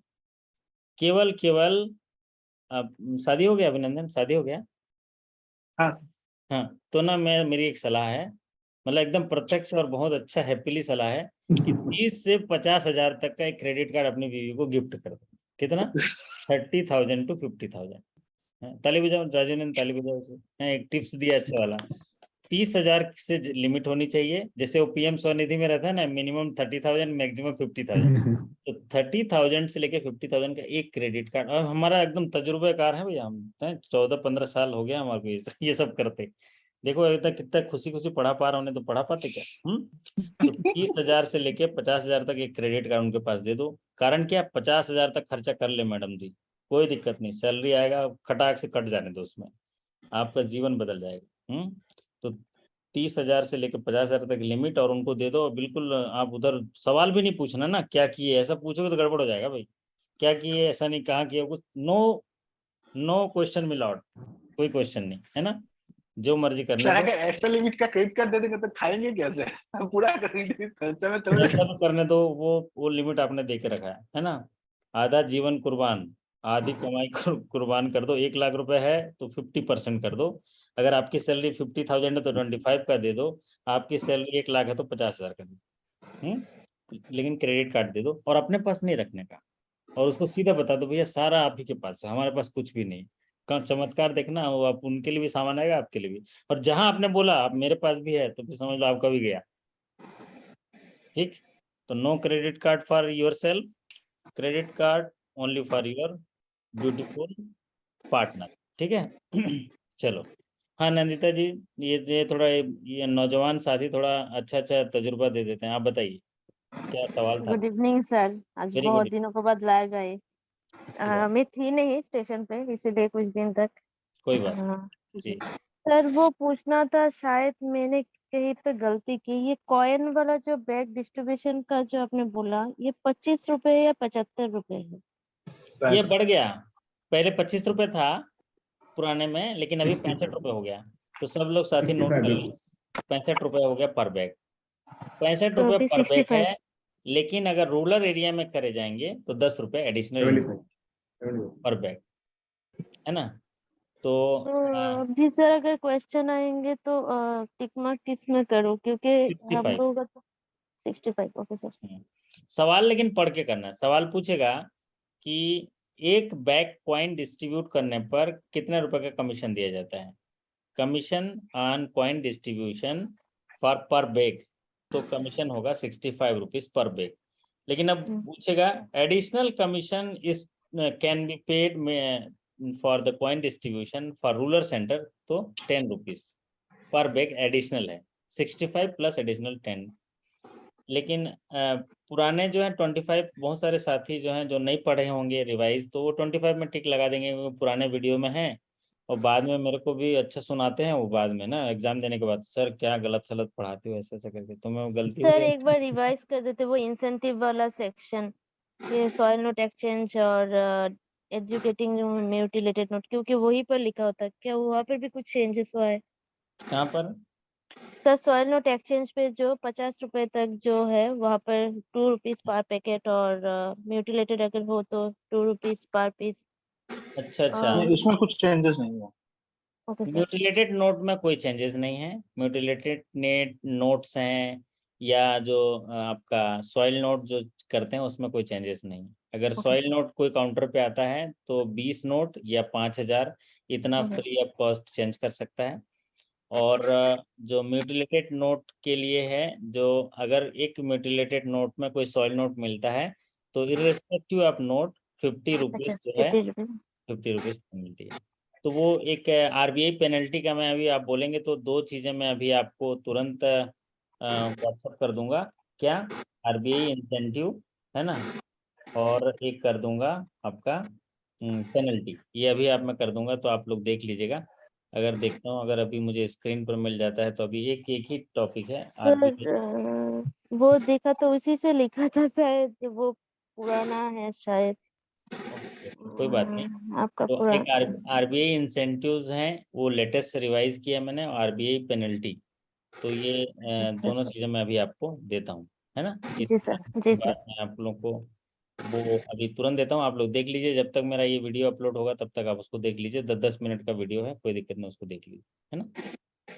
तो चलिए आपसे विदा लेते हैं। और सर सर सर हाँ, क्वेश्चन था। बोलिए बोलिए। हाँ, सवाल पूछ सकते हैं, अभी हूँ मैं 5-10 मिनट हूँ, पूछिए। डीडी वाला जो है, मुझे थोड़ा कंफ्यूजन है डीडी का 2 और 3 में। एक 20,000 और एक 50,000, कौन सा 20 और कौन सा 50 में कंफ्यूज हो जाते हैं हर बार। यहाँ भी सवाल आएगा कि डीडी इशुएंस की बात आएगी, डीडी इशूड, डीडी जारी करने के लिए वहां पर 50,000, और जहाँ पेमेंट की बात आएगी 20,000। और ठीक है, और एक जो है सुकन्या समृद्धि योजना, उसका 15 ईयर 21 ईयर्स, कौन सा मतलब क्या है? दोनों है। 21 ईयर लॉकिंग पीरियड है, मतलब 21 ईयर जो है अकाउंट ओपनिंग से 21 ईयर जो होता है वो होता है आपका मैच्योरिटी पीरियड। और अकाउंट खोलने से लेके 15 साल होता है उसका डिपॉजिट पीरियड। तो ये इसमें ये है ना, क्लियर है। सर हम्म। वो आज आपको पूछ रहा था कि वो पीपीएफ अकाउंट का जो लोन का वो है ना सर, वो 3 साल से लेके 6 साल तक है ना सर। 3 साल से लेके 5 साल तक है। 5 साल। मतलब उसमें ना क्या होता है एक्चुअल में, पीपीएफ में एक कंफ्यूजन है सभी साथियों को। पीपीएफ का जो फार्मूला चलता है वो फाइनेंशियल ईयर के क्लोजिंग पर चलता है, फाइनेंशियल ईयर के क्लोजिंग पर। तो इसी वजह से थोड़ा सा कंफ्यूजन हो जाता है। मतलब क्या होता है, मान लीजिए 1 मई 2022 को कोई चीज मैच्योर हो रहा है तो 1 मई 2022 को नहीं मिलेगा, वो कब मिलेगा? 31 मार्च 2023 को ही मैच्योर होगा। इसी वजह से वो जरा कंफ्यूजन हो जाता है डेट वाइज, और उसको उतना ध्यान मत दीजिए विनायक जी। अभी वो इस तरह का कोई सवाल जो है प्रमोशन एग्जाम में नहीं है। सीधा सीधा सवाल वो जो पूछता है 1.5 लाख मैक्सिमम पूछेगा डिपॉजिट, और जो मिनिमम कितना हो सकता है 500 रुपये फाइनेंशियल ईयर में। और खाता खोलने के लिए कितना, हमारे शेखर बाबू बता देते, खाता खोलने के लिए कितना? 100। ठीक है, तो इतना आप कर लीजिए। तो अभी मैं आप लोगों को 1-2 वीडियो दे रहा हूँ, उसको जरूर देख लीजिएगा। एक आरबीआई पेनल्टी, एक आरबीआई इंसेंटिव, तो उनमें से भी सर, आप सवाल मिल जाएंगे। सर आईएमपीएस में सर जो P2A होता है सर, वो पर्सन टू अकाउंट होता है ना? फोन टू अकाउंट होता है। Phone to account. अच्छा, फोन टू अकाउंट। पर्सन अब कहाँ रह गया, अब तो सारा सारा फोनवा है, फोन, है ना। हेलो हेलो क्या कर रहे हो, सब तो फोन में ही हेलो कर देते हो। तो क्या होता है, सब फोन होता है। ठीक है सर, वर्किंग कैपिटल का कुछ क्वेश्चन आ सकता है क्या? वर्किंग कैपिटल का क्लरिकल टू ऑफिसर में तो उम्मीद नहीं लग रहा है ना, वर्किंग कैपिटल से जुड़ा हुआ। लेकिन वर्किंग कैपिटल से जुड़ा हुआ मोटा मोटी देख लीजिएगा आप। 5 करोड़ तक के लोन है तो टर्नओवर मेथड के आधार पर किया जाता है। 5 करोड़ से ऊपर के मैक्सिमम परमिशिबल बैंक फाइनेंस से किया जाता है। तो टर्नओवर मेथड में क्या होता है, उसका जो 25% रहता है, 5% मार्जिन रहता है। तो ये हल्का सा एक आइडिया देखने के लिए आप देख लीजिएगा। एक छोटा छोटा वीडियो बनाया 5-5 मिनट का मेरा, वर्किंग कैपिटल बैंकिंग ज्ञान के अंदर करोगे तो सर्च में आ जाएगा। बट उसको उतना डीपली देखने की जरूरत नहीं है। हायर स्केल में पूछ सकता है, स्केल 1, स्केल 2, स्केल 3 में पूछ सकता है। ठीक है, एक क्वेश्चन सर मेरा भी है सर। हम्म। सर एपीवाई में जैसे अभी नया अमेंडमेंट हुआ है 31 अक्टूबर तक इनरोल करने के लिए, ये इनकम टैक्स पे ही सब। तो उसमें हम लोग इनरोलमेंट कर सकते हैं क्या? नहीं वो नहीं तो नहीं कर नहीं सकते, कर सकते, उसमें नहीं कर सकते। नहीं करेंगे और उसमें फायदा नहीं मिलेगा। वो क्या है, आप अटल पेंशन योजना देखिए, उसमें बेसिक कॉन्सेप्ट है अनऑर्गेनाइज सेक्टर के लिए। आप ऑर्गेनाइज सेक्टर में काम कर रहे हैं। अगर सवाल ये पूछता है ना नंदिता जी, कि अटल पेंशन योजना किन के लिए बनाई गई, सर। किन के लिए बनाई गई है? Actually Unorganized. पहले तो था असंगठित क्षेत्र के लोगों के लिए सर। और हमारे विजय रजक जी कौन से एरिया में काम करते हैं? Organise sector. संगठित क्षेत्र। ऑर्गेनाइज नहीं संगठित। होगा। अगर ले भी लिए, कल के कुछ उसमें ऑडिट में पीएफआरडी के ऑडिट में पकड़ा गया तो रिजेक्ट हो जाएगा। बेनिफिट जिस उद्देश्य के लिए रखे हैं वो नहीं मिलेगा। उससे अच्छा कि नहीं ले। बहुत सारे स्टाफ किए हैं और इनकम टैक्स में वो सर मेरा भी है, पता नहीं वो ब्रांच से बोला था कि कर सकते हैं, तो मैंने कर लिया था ये 2-3 एज साल सच पहले। मैं बता रहा हूँ, एज सच इतने बड़े भारत देश में कोई चेकिंग होगा नहीं, सीधा मिल जाएगा। आप लोग खुद बैंक में काम करते हैं, आप इंटरेस्ट सब्सिडी किसी का भी पंच कर दीजिए, आ जाता है, कोई चेकिंग का नहीं है। आप होलसेल भारत सरकार बैंक में काम करने वाले अधिकारी कर्मचारियों पे एकदम ट्रस्ट है, क्योंकि यहाँ पर ऑनेस्ट तरीके से काम होता है। तो हमें अपनी जिम्मेदारी खुद समझना है ना, हमें पॉलिसी को अच्छे से पढ़ना है, हमें वो निर्णय लेना है। आप बताओ, ये हमारे अभिनंदन जी, ये एकदम सैलरी वैलरी बड़ा किसान सब कुछ, किसान एक नहीं है, फिर भी किसान सम्मान निधि में ये पंच कर देंगे तो भी इनका पैसा आ जाएगा, आएगा कि नहीं? आ जाएगा। तो वो कहने सर क्या ये पहले से तो बोल रहे थे कि हर कोई कर पाएगा, तो हम लोगों ने कर लिया था ठीक तो बात है। अभी तो सरकार बदल दिया ना, चेंज। देखो पहले तो ये था कि सिर्फ वो करेंगे, फिर बाद में बोला कि दूसरा कर सकते हैं। अभी कर दिया कि जो इनकम टैक्स पेई है उनको जो है रिफंड कर दिया जाएगा, उनको बेनिफिट नहीं मिलेगा, है ना? तो सरकार पैसा क्या वो क्या जितना डिपॉजिट हुआ वो मिल जाएगा? वो कॉर्पस मिल जाएगा, उसमें दिक्कत नहीं है, बट उसका आपका कंट्रीब्यूशन जो है कंटिन्यू नहीं। उसका आ गया है सर, कोई कोई बंद भी किया तो उसका इंटरेस्ट सारा आया है। हाँ हाँ आ जाएगा, इंटरेस्ट आएगा, क्योंकि वो पैसा वो रखा है, उसमें उसकी क्या गलती है? उस रेट के हिसाब से जो उसमें मिल रहा है उसमें आ जाएगा, बट नेक्स्ट आगे नहीं मिलेगा। तो चलिए जी सर। अभी आपसे विदा लेते हैं। और जैसा कि मैंने कहा कि ये आपके धैर्य की परीक्षा है। समय आपको इस समय बहुत सारे चीज़ें परेशान करेगा, डिस्ट्रैक्ट भी करेगा, लेकिन आपको अपना रास्ता छोड़ना नहीं है और अपने ढांढस को बना के रखना है। आप जरूर सफल होंगे और बेहतर तरीके से सफल होंगे। और हमेशा एग्जाम में देखिएगा, भले जाते समय तक लगेगा, लेकिन एग्जाम से आने के बाद सब लोग खुद ही बताइएगा अपना एक्सपीरियंस कि वाह, और कुछ 2-4 सवाल होते तो मजा आ जाता। जैसे कि अभी विनायक का मन कर रहा है कि सर 20 सवाल और होते तो मजा आ जाता, है ना? जी कोई सर, बात होते तो बहुत बट अच्छा था, वो एक रिवीजन हो गया है आज थोड़ा हाँ, बहुत टॉपिक का वो। बट किनारा भी जरूरी है, अगर दिन है तो रात भी जरूरी है। और आज सोना इसलिए जरूरी है क्योंकि कल भी आपका साथ जरूरी है। तो कल आपके साथ होने के लिए आज भी रेस्ट करना जरूरी है। तो आप सभी से विदा लेता हूँ। आप सभी के अच्छे कार्य निष्पादन, बेहतर स्वास्थ्य, सफलता और सकुशलता की कामना करते हुए आपसे विदा लेता हूँ। ओके कल सर। मुलाकात करेंगे शानदार जबरदस्त। गुड नाइट तब तक सर। के लिए गुड धन्यवाद। Night good night sir. Sir. Good night. Good night sir.